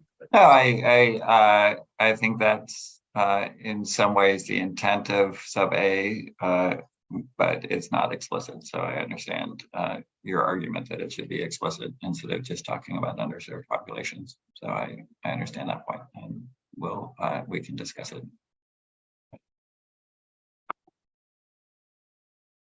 And Brian? Hi, and a question, and I apologize, I don't have all the rules in front of me, so this is a bit from memory and it could be a bit foggy.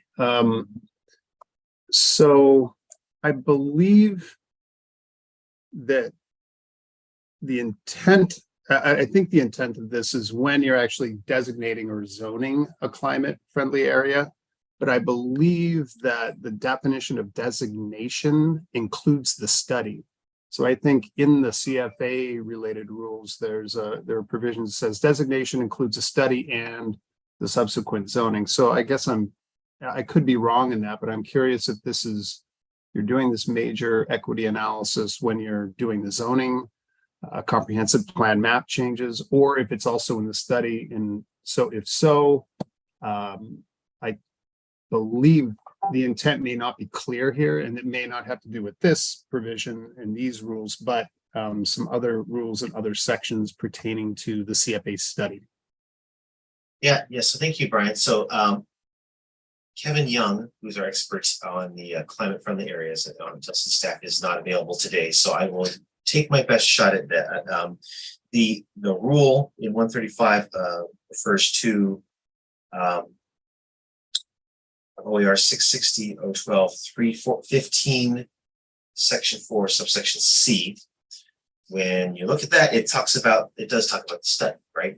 Section 4 is about the submitting the study, and subsection C says community engagement plan for the designation of climate friendly areas, including the process to adopt associated amendments to the comprehensive planning zoning code consistent with the requirements of 123, 130. Community engagement plan shall be consistent with the requirements for engagement focused equity analysis as provided in 135.7.4. So I think the point of the study is to say, how are we going to do this, right? It's the plan. Like, we know we're going to have to make these changes, and part of those changes is we're going to do this analysis. That's how I read it. But again, Kevin Young is the expert on that, and we may need to touch base with him when he returns back to the office to make sure that that's pointing in the right place. Thank you. Thank you. And Jessica? Thank you, Jessica Pels, Washington County. I just wanted to follow up. Bill, did you say that you were working on guidance for how to do the equity analysis? I think when we read subsection 3 and especially sub A and sub B, I am curious to know how these are measured and quantified, and hoping for guidance on how to apply those. I'll start on that, and then maybe Evan can help fill in the gaps. So part of this, I think, will be addressed through the transportation system plan guidelines that we're working with ODOT to undertake, and everything that's kind of new and updated with our rules. will be incorporated into how those updated TSP guidelines work. And this is a big piece of it, how that major how that equity, what's it called? Major equity analysis occurs and what that looks like. And Evan, I don't know if you want to try to fill in any gaps there on how this evolved the way it did or why it looks like it does. I mean, I think I would just acknowledge, Jessica, that we're learning as we go and how to address equity and think about equity and document our past inferent harms to underserved populations. And so I think this was written intentionally a little bit loose to allow us to grow into that space. But I understand your point that guidance in terms of making sure that you meet the legal requirements would be useful to you. You know, so that's the balance, but I appreciate the feedback and I think that we're working with ODOT to flesh this out. Sure, and I appreciate that. And of course, it's something everyone is working toward, and it's just on the implementation and practitioner side that things get sticky when we're like, well, how do you implement that? And what's the baseline? And how do we know we're moving forward? That sort of thing. That's good. Okay, well, maybe let's take a quick break before we get into the next couple of rules. And as we get into the break, I do just want to check if there are any members of the public that wanted to make a comment today. If you do, just go ahead and raise your hand. Okay, I don't see any hands up. We'll ask again when we get to public comment later in the meeting. But let's go ahead and take a break and maybe get back together at 10:50. We'll see you all in 9 minutes.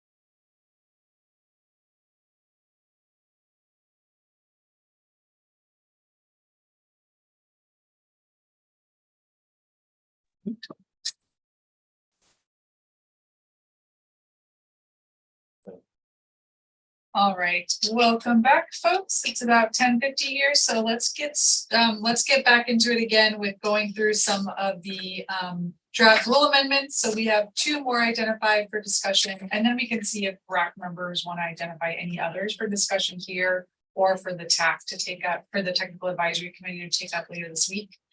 We've got Rule 630 up next on bicycle parking. So I'll hand it over to Bill for this one. Thank you, Sylvia, again, Bill Holmstrom.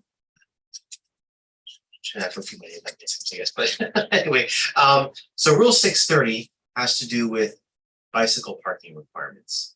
I'll first of all talk a little bit about the change that we made as part of the temporary rules, and we expect to carry forward, and then some other testimony that we've heard about this rule as well. So the first thing is the change that we made in the temporary rules. There was a formula for particularly for larger parking lots that was, the rules provide for certain parking thresholds for certain uses, but then also has kind of this, if you are requiring a certain number of motor vehicle parking spaces, you need to require a certain number of bicycle parking spaces as well. There was a formula that was attached to that came out of some research that we did, and we found some literature on that, exactly that kind of that issue. But I think the feedback we heard on that is it was a little bit confusing. And it was like you take the number raised to the 0.7 power or something like that. It was not, you do it in Excel, it's pretty straightforward, but it was a little bit confusing. So we changed it to be something a bit more straightforward. It would reduce the number of bicycle parking spaces that would be required, and it also kind of put a cap, 20 parking spaces at the most. Because it started to, if you would require a very large amount of motor vehicle parking spaces, the other formula just kind of kept going up, and it got a little bit much potentially. So, and again, this is really connected to the number of mandated motor vehicle parking spaces, which, because of the number of the changes that we've made in the 400 series of rules, is less of an issue for many jurisdictions. Some jurisdictions have got rid of all of their parking mandates altogether, in which case that doesn't even really matter anymore. If you're not requiring any motor vehicle parking spaces, then you don't have that connection to those. There's no connection to the mandated parking anymore. So we made that change, and I actually haven't heard a lot of comment on that change in particular. I think it moved in the right direction. What we did here, because we brought this rule up to our commission, was some comments on our parking requirements for residential uses. So in the transportation planning rules for over 20 years across the state, the rules have required that of multifamily developments of 4 units or more, that's the way it's written, there's a requirement for 1 bicycle parking space. We maintain that in these updated rules. The only thing that's really changed is kind of we add some qualitative requirements to them. They need to make sure that they're secure and that they're covered. But we didn't change the number that's required. And again, this is required whether you're in Freewater or Tillamook or Lakeview. It doesn't. It's not just a metropolitan area thing. And it's been that way for a long time.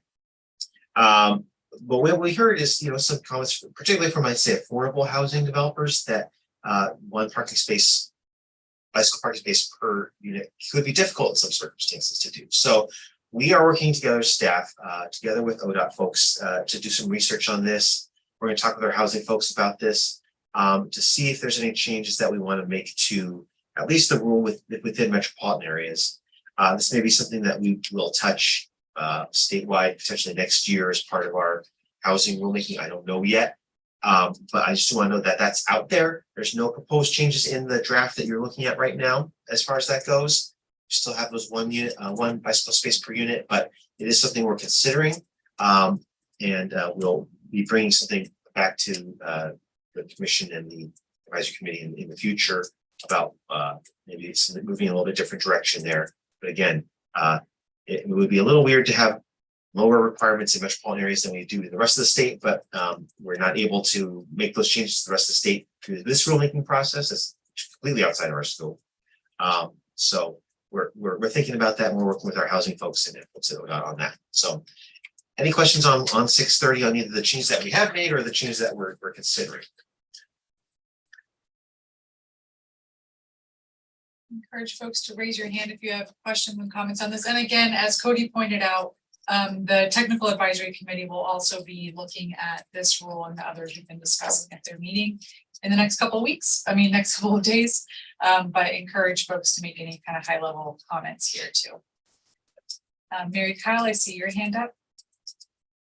So it strikes me, thanks. I think it strikes me as strange to tie the standard for bike parking to car parking spaces in the in the first thing that you described, because we're trying to discourage driving and encouraging bicycling, right? So I'm just wondering, and this isn't necessarily for answering now, is there something, it seems to me that the bike parking would be more sensibly or tied to the type of use and its location relative to other things, as opposed to the number of mandated vehicle parking spaces. So is there something else on best practices for bike parking for commercial uses, if that's what this is mostly aimed at, commercial office, that sort of thing? Because especially as we're trying to eliminate mandated parking spaces, it just seems a strange way to tie this together. And I'd rather see it tied to best practices for encouraging bicycling. Yes, thank you. So the rule does do that. So this piece of it's really kind of the catch-all at the end of the list of other types of places you need to require bicycle parking, to catch places where maybe we didn't catch it before, and there's large motor vehicle bike parking areas, and we want to make sure that we're getting those. The rule in order is it requires parking for multi-unit development, just like we talked about, 4 units or more, and new office and institutional development. And then that requirement is 1 bicycle parking space for each residential unit. It also requires bicycle parking for all new retail development. That must be located within a short distance of the main retail entrance. It requires bicycle parking for all major transit stations and parking right lots. It requires bicycle parking in climate-friendly areas, Region 2040 centers, and near key destinations. For each of those pieces, there's, except for that residential piece, there's no number attached to that. Right. So we're not prescribing that. We're saying local governments, you guys need to make sure there's some bicycle parking for these types of uses.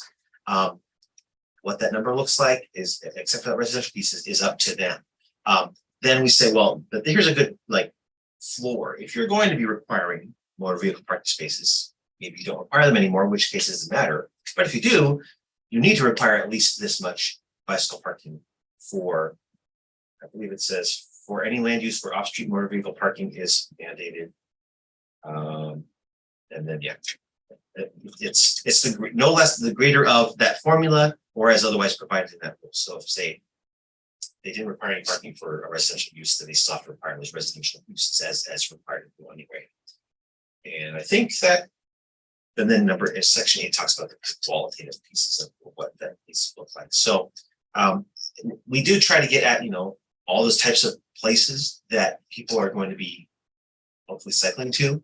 I mean, the whole reason this rule exists and that we have bicycle parking requirements is because we know that we need to make significant changes to how people get around and mode share, and cycling is a piece of that.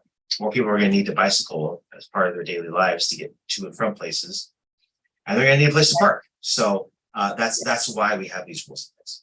But if off-street vehicle parking is mandated, then the minimum number, there must be some bicycle parking, and the minimum number is pursuant to this subsection 7. Correct. That's how tied to vehicle. Yes. Numbers. Yeah. I want to ponder that. So it just seems like an odd way. Thank you. Thanks, Mary Kyle. And Matt, I see your hand up. Yeah, I just wanted to say I appreciate the change in the way that you calculate bicycle parking. I understand you can put the formula into a spreadsheet, and that's great, but I think this is just a little more usable, and so I appreciate that, as well as the cap. And it is a cap then of 20 bicycle parking spaces. That's the way the rules written. Right? Okay. And I also want to just make a comment, or I don't think it's a question, but maybe a comment. I mean, locally, we can go beyond this and require more. Yes, or does this? absolutely. Yeah. And so we do. And I think that we'll continue to, that practice even with the change in the rules. So this rule's a floor. That's correct. Yep. Yep. Thank you. Thank you. And Brian? Hello. A suggestion here, because Bend has removed parking mandates, so I can see a situation where a developer applicant would say, well, there is no parking that's mandated, and therefore this doesn't apply. So I know, I'm just wondering if it could be just take away the term mandated. So it's tied to, it's the same tie, the same measure, the same rule, but we're removing the actual language of mandate, because mandates may not apply in many communities. And so I think this could clarify the intent without the word mandate. Anyway, just a suggestion. I do want to be clear, that is the intent. That is the intent, that it's attached to mandated bicycle parking. If there is no bicycle parking, then that part of the rule no longer applies. Then you're relying on whatever the local requirements are for those different types of uses I listed. That you rely on those by themselves without any attachment to the motor vehicle parking. You said bicycle parking at the beginning of that. I think you meant motor vehicle parking. Motor Sorry, I vehicle. was confused. Yeah, motor vehicle. So it's 4 bicycle spaces for every 10 mandated off-street motor vehicle spaces, but those motor vehicle spaces may not be mandated. Correct. Yeah, we're not trying to attach this to the number of parking spaces. We're trying to attach this to the number of mandated parking spaces. That is the intent. So, any other comments on the bicycle parking rules?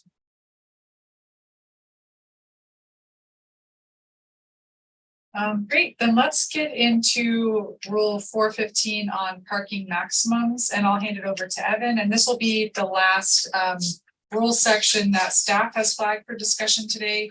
If folks have anything else they want to just pose as a topic after we go through parking maximums, we have a little bit of time to do that, and then we still want to spend some time on the fiscal impact statement after we go through the amendments. So Evan, over to you. Thanks, Sylvia. So 415 mainly deals with parking maximums for larger populous cities. And there are a few proposed changes that we have. One is trying to be really clear about the metro town and regional centers where these would apply.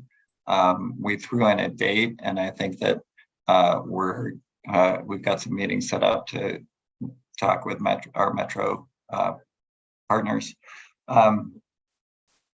to try to make sure that we just unify the Region 2040 centers with our rule. And so we're trying to make that. I think that we'll change the language, but we're trying to just make sure that these happen in the designated town and regional centers.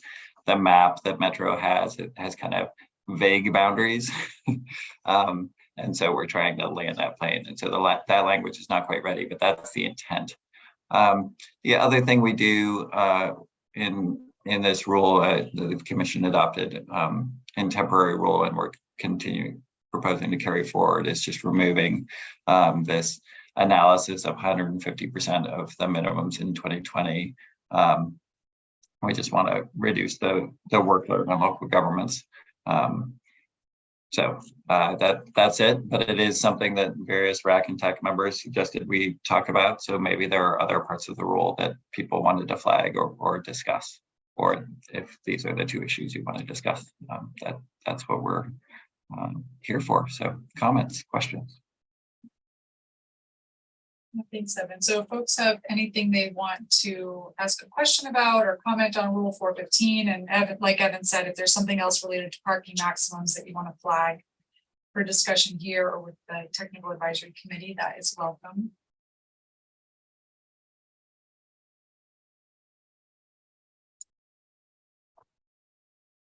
Mary Kyle.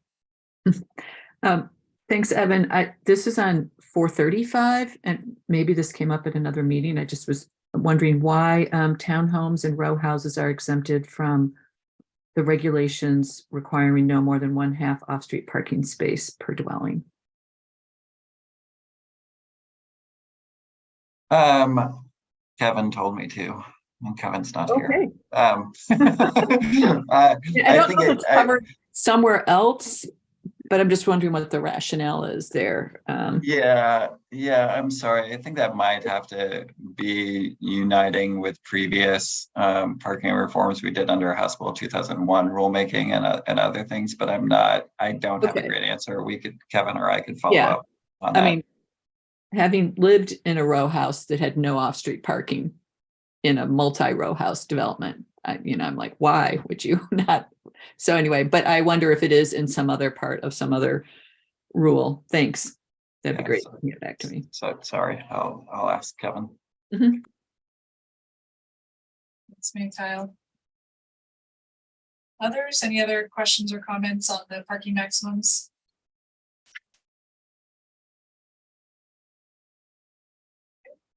Well, if anything comes up, of course, just send an email to DLCD after today's meeting. Maybe just before we dive into the fiscal impact statement discussion, any other rule sections that you would have wanted to focus on today or that you think need more discussion by the Rulemaking Advisory Committee or the Technical Advisory Committee?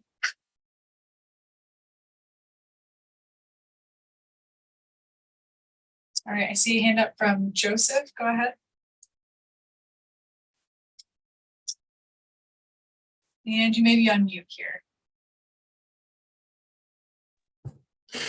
Hi, this is Joseph Off, the city of Hillsborough. I would like to have the parking reform brought up more. Again, there's concerns of that being an unfunded mandate and hurting, especially cities like Cornelius, who have very small budgets and large underserved populations.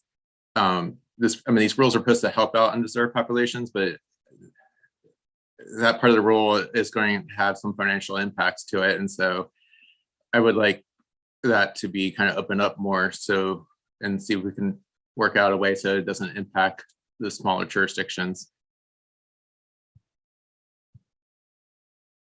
Joseph. And Skylar. I guess I want to ask first, because I know that you all have a limited scope. Sorry, Skylar Warren, City of Tigard.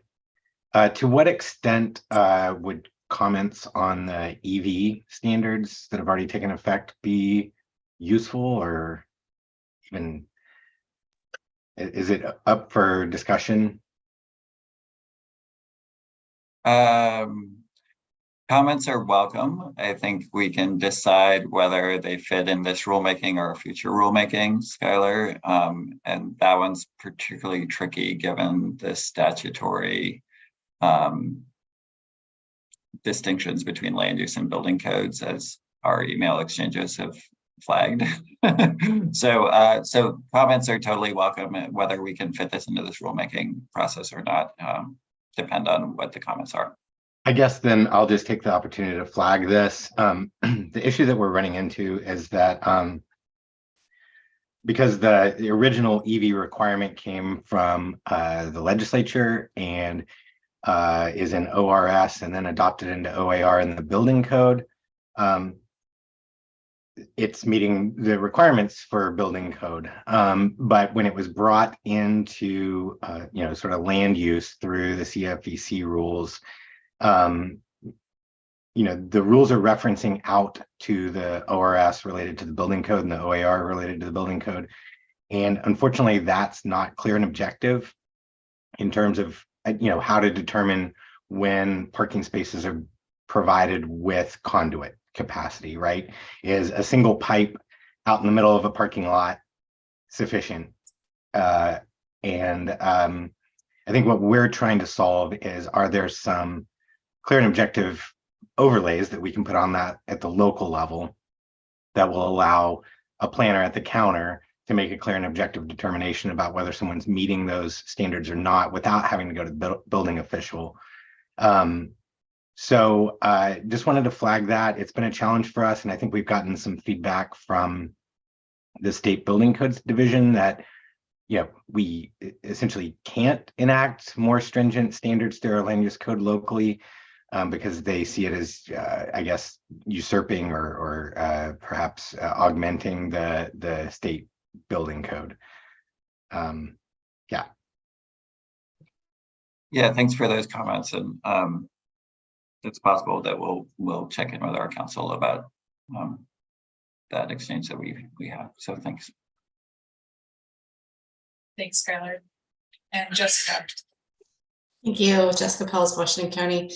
This is related to section -325. I just had a note here I wanted to bring up on the addition about, and this is section 2, cities and counties concerning amendments must make findings, including a multimodal transportation study. And so I guess just my comment is does a study constitute findings, or is the study the analysis? And then are the findings, are you assuming that the list of proposed projects identified from the study is the finding? Some clarification on that would be helpful. Thanks. Yeah, thank you for that, Jessica. So the reason that we made that change is before it talked about adopting the multimodal transportation study. I think we heard feedback that that might have been too strong a term to adopt the study as part of that. And so we were trying to come up with some language that would make sure that the study occurred as part of the decision-making process. So that's the term that we came up with, is to make findings to include the study. If that's not quite right, happy to get feedback or comments on what the right terminology or right way of getting at that might be.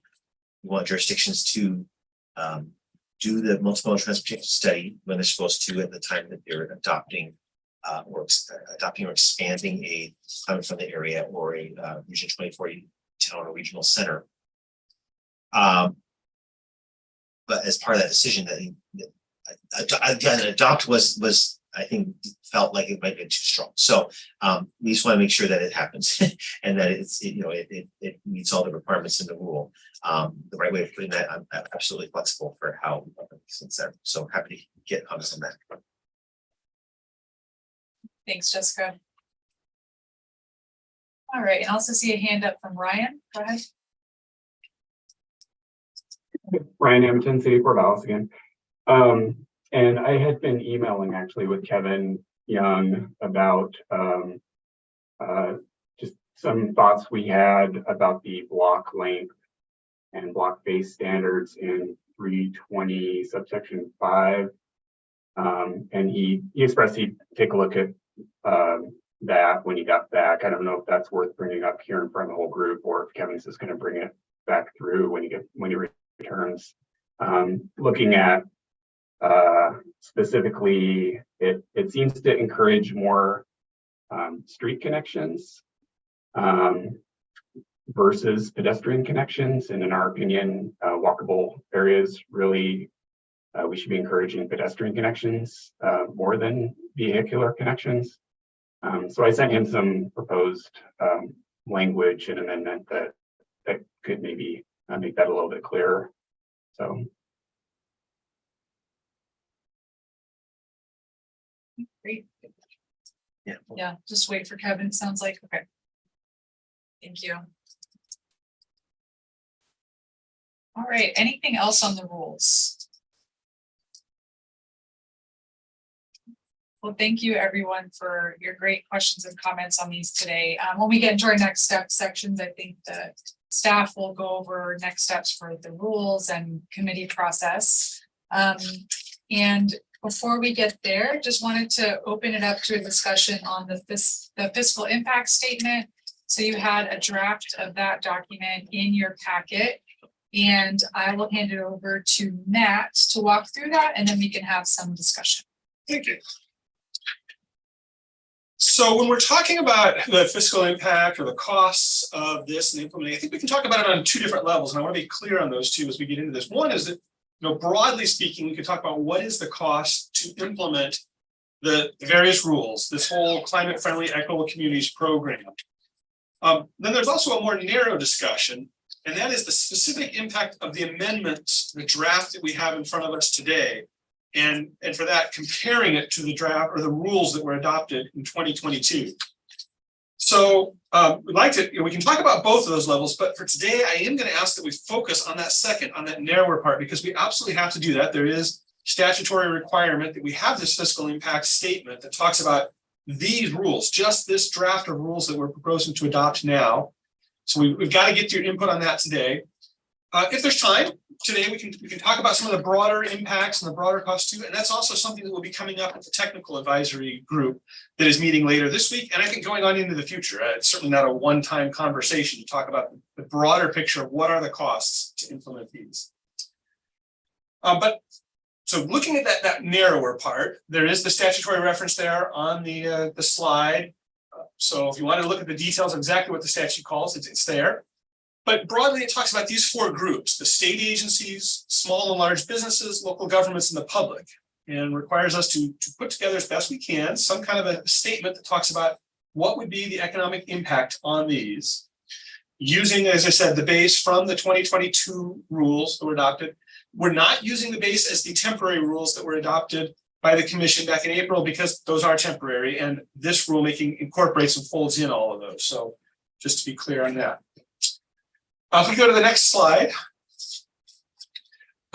broadly speaking, I certainly hope, expect, we intended and planned that the fiscal impact of this rulemaking is to make it easier to implement, especially on the local governments, on cities and counties. So there would be less fiscal impact from, when you look at the rules if adopted in this draft compared to the rules that were adopted last year. I would certainly want to hear from anybody if you think that any of our rules are not doing that, if there are places where we have made it harder or more expensive or increased the fiscal impact on cities and counties. That's the kind of comment that we definitely want to hear about today. On the list there on the screen are some general pieces or some overview, different parts of the rules where it makes the requirements easier. And maybe instead of reading down each of those, what I would do is open the floor at this point and have any comments from members of the committee who want to talk about the impacts to local governments or to state governments. And then on the next slide, we'll get on to the businesses and the public. And of course, you do have with you the written document that goes through rule by rule, and for each of the rules addresses those four. And I certainly don't want to go through that level of detail. It's a many-page document. So I would open for comments.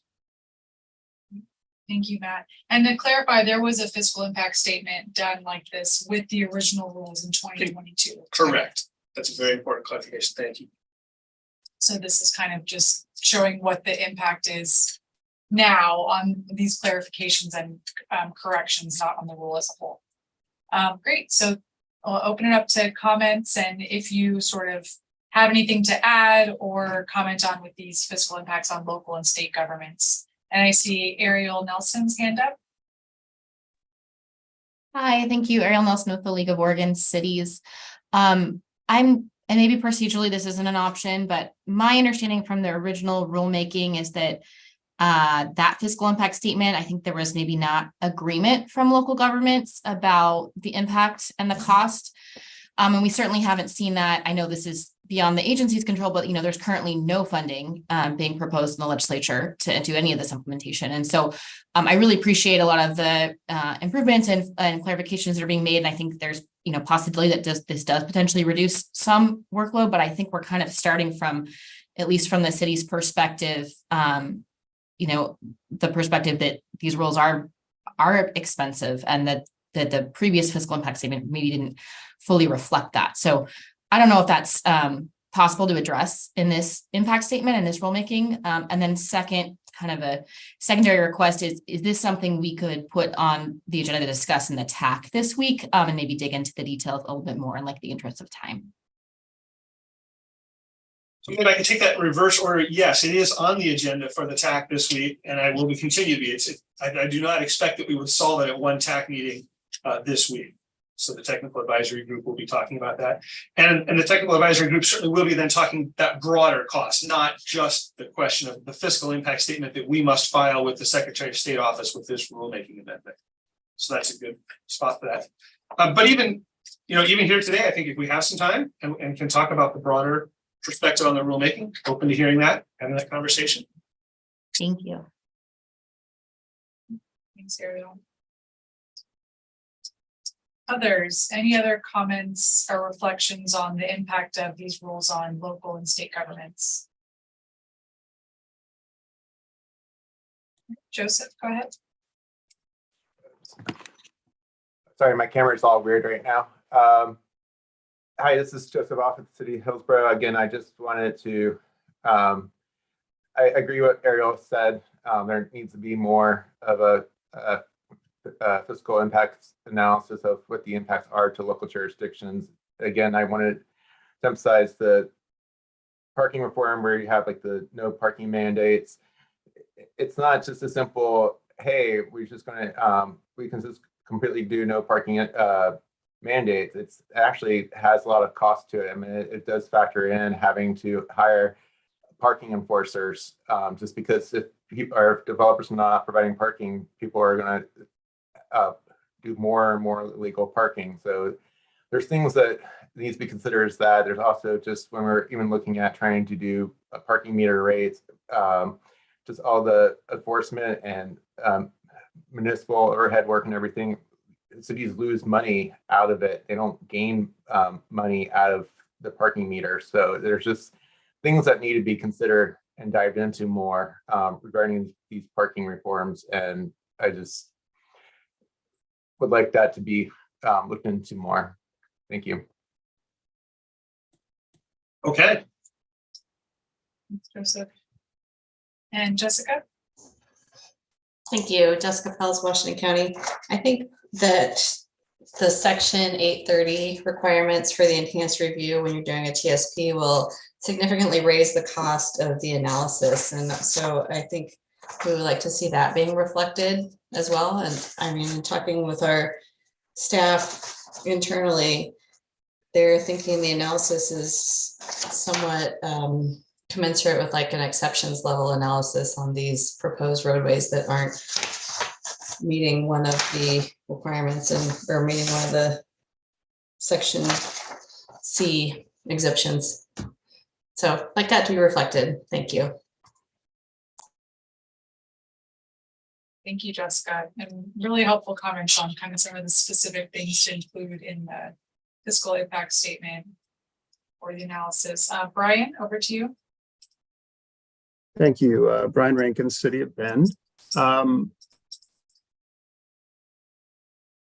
Looking at the rules as a whole, and I agree with Ariel on this one that I don't think the initial fiscal impact reflected the amount of staff time and then consultant time particularly in the planning projects, but then also downstream costs. And just using some, hard numbers in terms of the City of Bend's work, we've spent millions of dollars typically to update our urban growth boundary expansions and to do our transportation systems plan. And a lot of that is in community involvement, technical analysis that, quite frankly, staff at the City of Bend cannot perform because we don't have models, for example, or maybe that very, very targeted expertise is required to address all these topics. And so the way I look at the rules is that all of the work in urbanization, in terms of figuring out our land needs, that may be separate. However, it's interwoven with the CFEC rules, and the CFEC rules really tell you in many respects how to accommodate your 20-year needs, in particular to reduce VMT, meet some of these land use requirements, and then pay very close attention to the performance measures because over time, cities are going to have to be tracking, creating data systems. And some of these performance measures also suggest either new programs or new entirely new departments or functions of cities, which they may not have. For example, travel demand management, which is a big part of the performance measures. The city does not have a travel demand management department.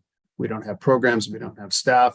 We have one person that does all of our parking at the city of Bend. So when we, kind of tie all these things together, I see that there are millions of dollars of potential consulting costs that will have to be covered in terms of doing the planning and doing it well to meet the intent of not just the CFAC rules, but all the other rules and requirements that pertain to cities, and to tie these things together. So it's very expensive. It doesn't really count staff time. And I can tell you just on the ground, we're spending a tremendous amount of time as staff trying to understand the rules and implement them dutifully. And then there are the downstream impacts in terms of data systems to track the data systems that are required in terms of performance measures, to do the reporting. And in some cases, we're talking about creating entirely new functions at cities that don't exist, especially in small to medium-sized cities. So I'm on board with what Ariel had mentioned. I think it's difficult to quantify, but nonetheless very real. And the costs to do this good work come at the expense of doing other good work in cities, especially that are funded, which have limited funding. So just agree with Ariel, and we have examples of some of these costs and impacts, but I think a lot of them are also difficult to quantify and will continue through time. Thank you. Thank you. That is helpful, and to try to think about the way that in some cases these climate-friendly rules are not requiring a new thing, a UGB expansion, but requiring you to do that UGB expansion in a way that is different. So that is definitely gets tricky and complicated to quantify. Thank you. Thank you, Brian. Others, any other comments on kind of local and state government impacts?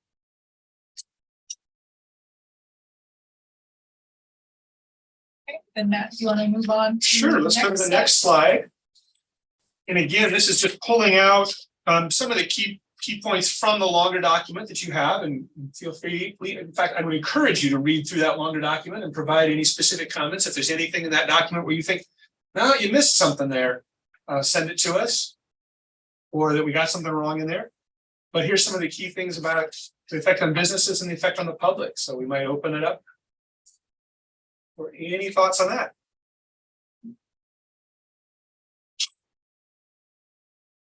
Are there any in particular you want to just flag here, Matt?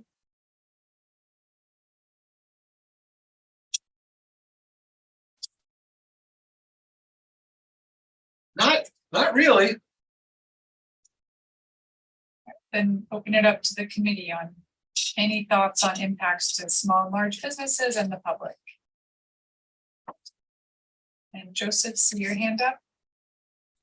This is Joseph from the city of Hillsborough. I was wondering if you can clarify the bullets that are underneath public, because they don't make sense. So I was just wondering if you can provide a little bit more description on that.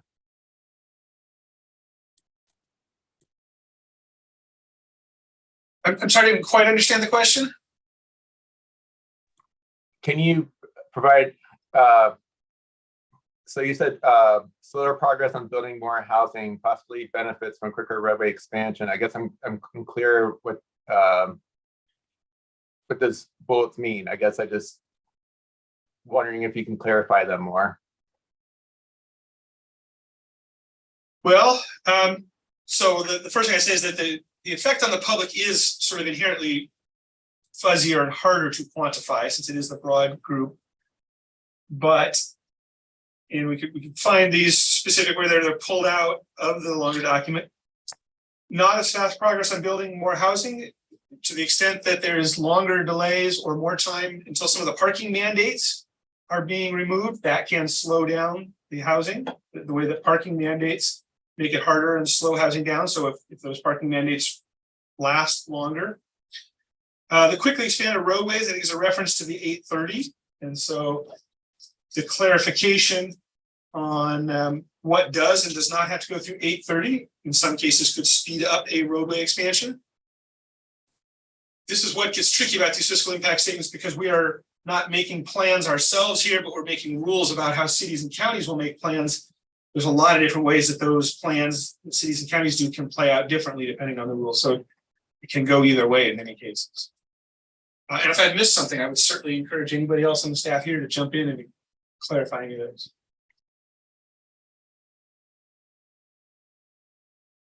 Thanks, Matt. Thanks, Joseph, for the question. Did that clarify it a bit for you?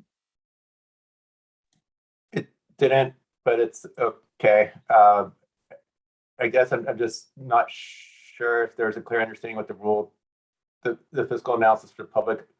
Yeah, anyway, it doesn't, but well, I'll let others talk. Thank you. Mary Kyle? So maybe I'll follow up on Joseph, because so do you mean by like slower progress on building more housing, that because these rules, the changes delay progress on the rules, that they will delay building more housing, that the earlier version would have meant more housing sooner, and because of the deadline delays? Is that? So I think that I'm sorry. I think I partially distilled that point in part relation to the removing of the unbundling requirement under 425 and 435, and so it becomes more likely that more cities and counties will retain parking mandates, which we know are stop developments from happening. There's just so because there'll be less parking reform, there may be less parking reform, housing won't be developed as fast. I think that's in part that connection, and in part be explained better than in the actual fiscal impact statement than these summaries. I mean, I realize you tried to make a summary. Yeah. That's a pretty dramatic statement there, that bullet. And now I hear that explanation is tied to one fairly small aspect of what we've been working on, the unbundling, right? Yeah, I think there are a couple of other adjustments in the parking reforms that made them, made it more. Okay, but there'll be more explanation behind that. The fiscal impact statement itself covers that, and I may be misremembering my distillation if somebody else is flipping through the document and finding the references there, but that's what I recall. At least one of them is on the Rule 12, which sets all of the various deadlines. And as we have made amendments to Rule 12 to allow for additional time and to allow cities to request alternate dates, whereas that time period had closed, so that alternate dates could not be requested, but now cities and counties can request alternate dates. This gets into the speculative nature of a fiscal impact. If cities do request alternate dates, and if cities or counties request those alternate and then delay the parking reforms, then it could. It's a potential on a potential on a potential. Got it. Thank you. Thanks for clarifying that. And Michael? Yeah, hi, thank you. I'm just a follow-up question on that. And I'm also, I was also confused as Mary Kyle was and the previous speaker was regarding the fiscal impact statements and how they affect the public. One of the questions I had was around the dates and the allowance that now DLCD is giving for cities to make adjustments to not comply with what was originally scheduled for the deadlines for the different elements. Is that something that has been firmly decided by DLCD? Are you allowing cities all those variances? So as part of the temporary rules that the commission adopted in April, that was part of it, so that local governments that the deadline for requesting alternative dates was January 31st, and that had passed. And as part of the change that we made as part of the temporary rules, we removed that deadline. So jurisdictions are now able again to ask for alternative dates if they had missed that earlier deadline. Had, let's say, I think 5 jurisdictions at this point have requests in or have made a request since then. And how does DLCD look at that in terms of weakening the impact of the whole goal of this effort? I mean, because if we're allowing cities to sort of delay, the whole is at some point it calls into question the whole point of this, I think. I mean, I'm overstating that, but it seems a little bit concerning. Everyone recognizes that, or hopefully everyone recognizes that climate change is very real and it's very dramatic and it's affecting all of us even today already and has been for years. So giving cities several years more to do the work that we thought they could do earlier seems a little bit, I don't know. Sure. I just question it. Yeah, so yeah, we are trying to strike a balance, right? Because if cities just can't get it done, then they can't get it done. And we're hearing that from jurisdictions that there's a lot of different pieces moving on, moving around. Different jurisdictions have different things happening in different orders, and there's just local circumstances sometimes that we're just setting a hard deadline for everyone isn't not gonna work. It's not gonna cut it. And if these can't be successfully implemented, then what's the point, right? So we're trying to hit a balance. So the deadlines or dates that can be that people can ask request for an alternative date are limited. There's a certain subset of things that folks can ask for. There are a set of criteria that our director uses to make those decisions, and there's a deadline at the very end that no one can go. You can go past that. So it's I think we've got enough sideboards in there, and like I said, the process and the what can be changed didn't change. Those things are all the same as they were before. It's just a matter of letting local jurisdictions that maybe didn't get into that January 31st deadline ask. I would say most of the requests and most of the approved alternative dates have been reasonable. They've been, in the 6 to 12 month period for a subset of the rules and not for lots of different things. Some of them have been asking for more. And in some circumstances, our director hasn't granted everything that jurisdictions have asked for. So we're trying to make it work the best we can. We're trying to work with local governments to make it work the best that they can. And it's going to continue to be a balance moving forward. So thank you, Michael, for flagging that. Any other thoughts on that after hearing Bill's response? No, no, thank you, Bill, for explaining that. I appreciate it. And Indy? Thank you. Yeah, Indy from Verde. I think Michael and Mary Kyle have raised a lot of questions and concerns that I share. And I know I'm speaking to a summary here. So if this is more granular in parts of the fiscal impact that I'm missing, let me know. I do have concerns about naming possible benefits from quicker roadway expansion without also identifying, something that I think obviously is built other places in the rules, the potential costs of quicker roadway expansion. We're talking about, in many cases, like hard healthcare costs for communities living right next to a road that's adding a lane, freeway that's expanding.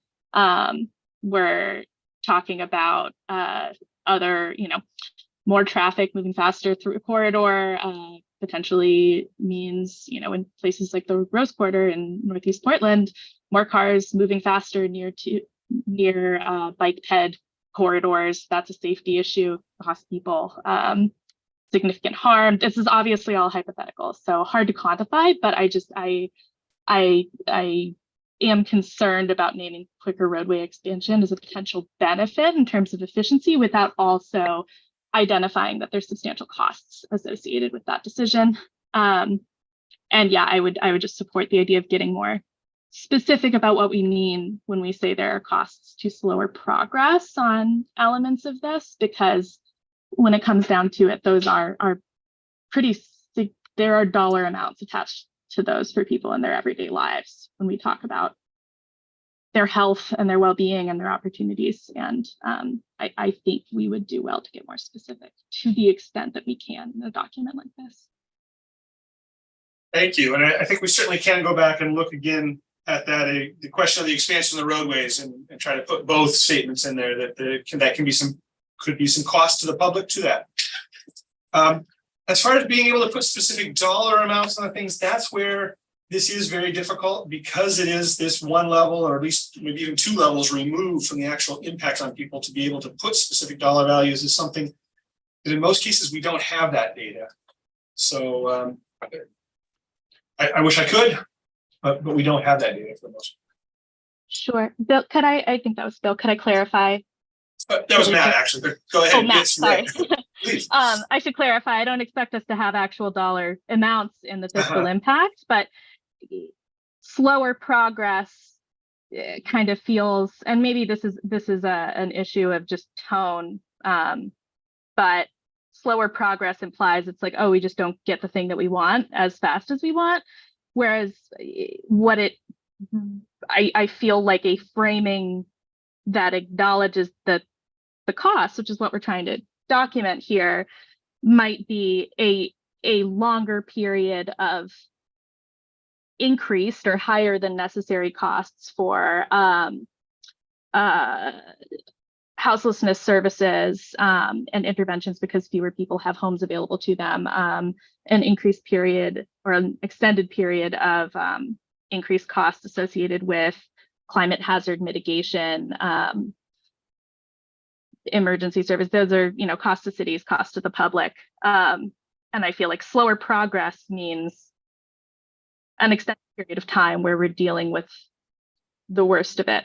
And if that's what we mean by slower progress on these things is a fiscal impact, then I would advocate that the statement say that. Thank you for that clarification. I think that is something that we can put in there. Yeah, that's the kind of change we can make. Thank you, Indy. Do you have another couple of slides, Matt? No. No. Okay. Great. And maybe I'll just do a quick check to see if there are members of the public that wanted to make comment. If not, we can probably spend another couple minutes on the fiscal impact statement. So if you are a member of the public and you want to make a comment, go ahead and raise your hand so we can get a count.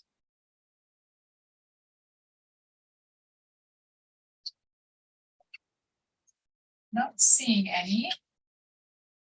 So I'll bring it back to, and of course, members of the public, if you do want to make a comment after today's meeting, please do so by sending an email to I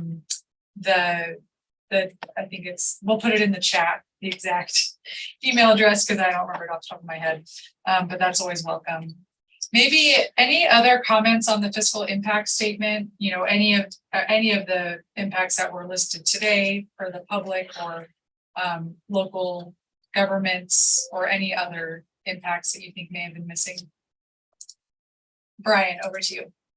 Hi, thank you. I'm wondering about the impact on housing production or slowing housing production, and where that came from, kind of the rationale and the thinking behind it, as one of the public impacts. I don't know if I see that with the changes that you're proposing in it. So I'm just curious what some of the background is on that one. I think the most notable would be the question about if cities do delay some of the parking reforms because of the changes we make in the rules. And again, this is there's a potential for a city to delay a parking reform based on these rules. And there's the potential then for that to delay some of the housing that could happen. I think that would be a good addition to that statement. I know you're summarizing, but I think Thank you, that's helpful. I think that makes a ton of sense to me. And I think that may be the exception. So I wouldn't want to cast all of these changes as being some disincentive towards producing more housing. Very important, thank you. Right.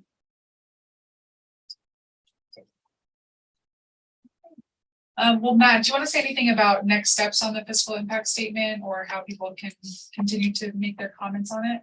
Oh, I think that's exactly it. Please continue to make comments on it and send them in. And those kind of specific comments, we heard several today that we definitely can go back through and use to put some better information in there. We do struggle to get to actual detailed numbers on some of these, but we can better describe the potentials or how these effects would come through so that it's easier for people to understand. Okay, well, I think we're ready to get into our next steps and wrap up then. I'll hand it over to Bill to just talk about kind of upcoming meetings, next steps, and then we'll hand it over to Commissioner Warren to close us out. Yeah, thank you, Sylvia. So real quick, coming up this week on Wednesday from 10 to 1, we'll have our second technical advisory committee meeting. Anyone is welcome to join us at that one. We have a list that's quite lengthy. I don't know how many people are on your list. 25 people. So folks, I think some of the same people that are in this committee, but also we open the door to all the other local governments that are affected by these rules to join us, and get a number of other people who can join us as well. So the first meeting went really well. I think got a lot of good feedback, and we're able to make some good steps forward with that. So look forward to the next one on Wednesday.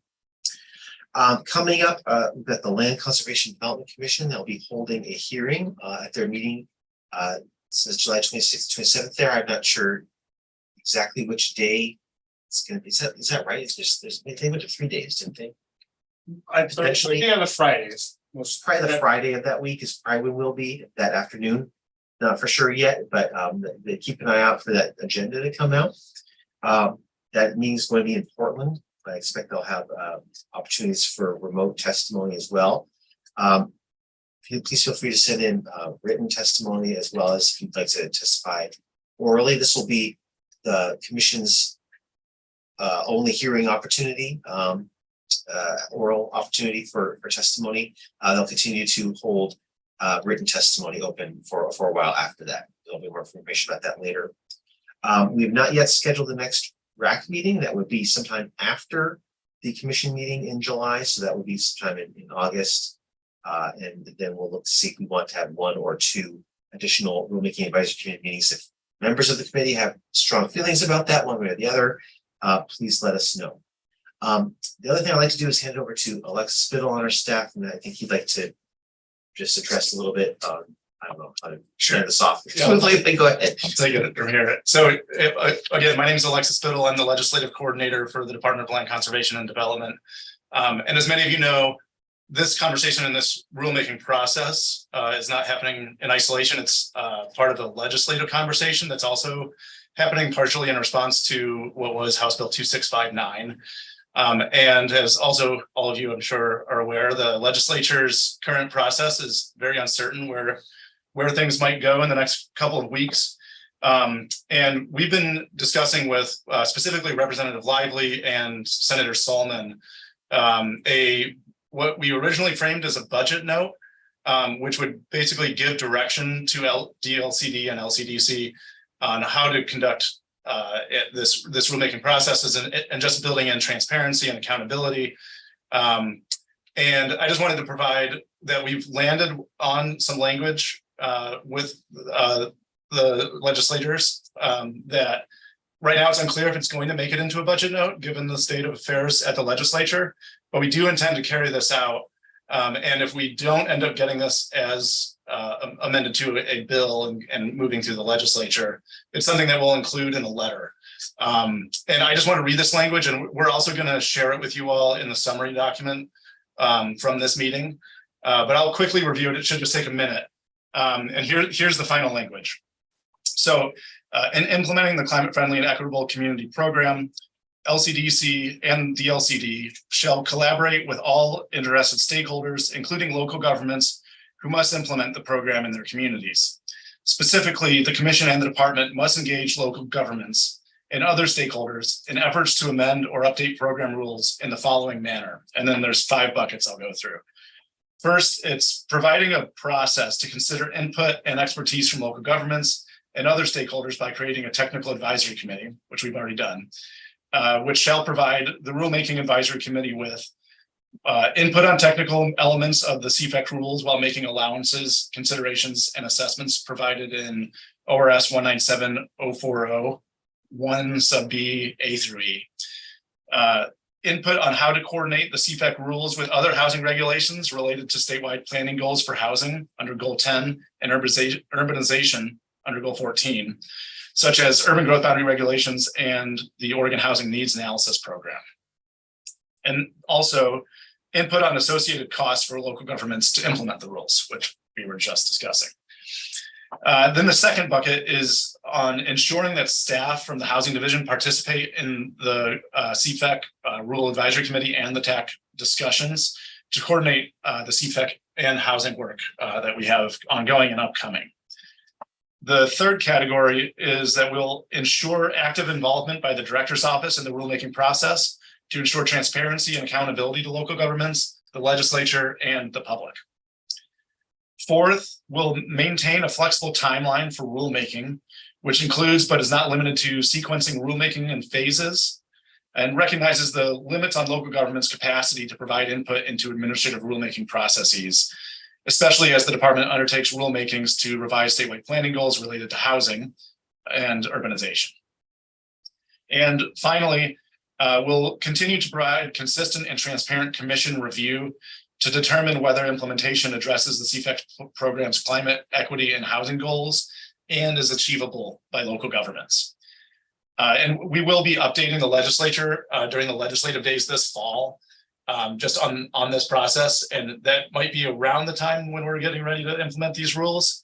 But just wanted to lay that out there, and we'll share this language with you.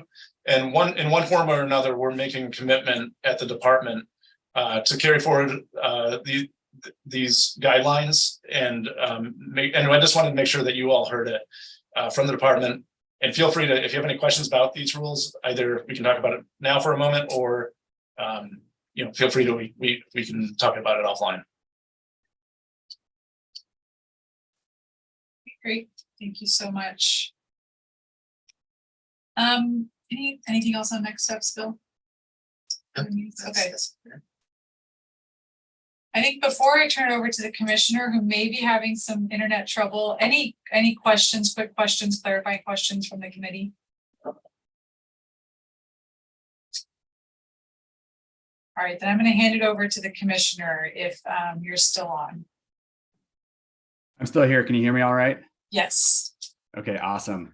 Thank you everyone for your rich participation today. I'm going to keep my camera off so that my internet will stay with me. But your efforts are really helping to make these rules more clear, and I hope that you feel that's the case. I really appreciate staff's willingness to make space for hearing your broader today as well.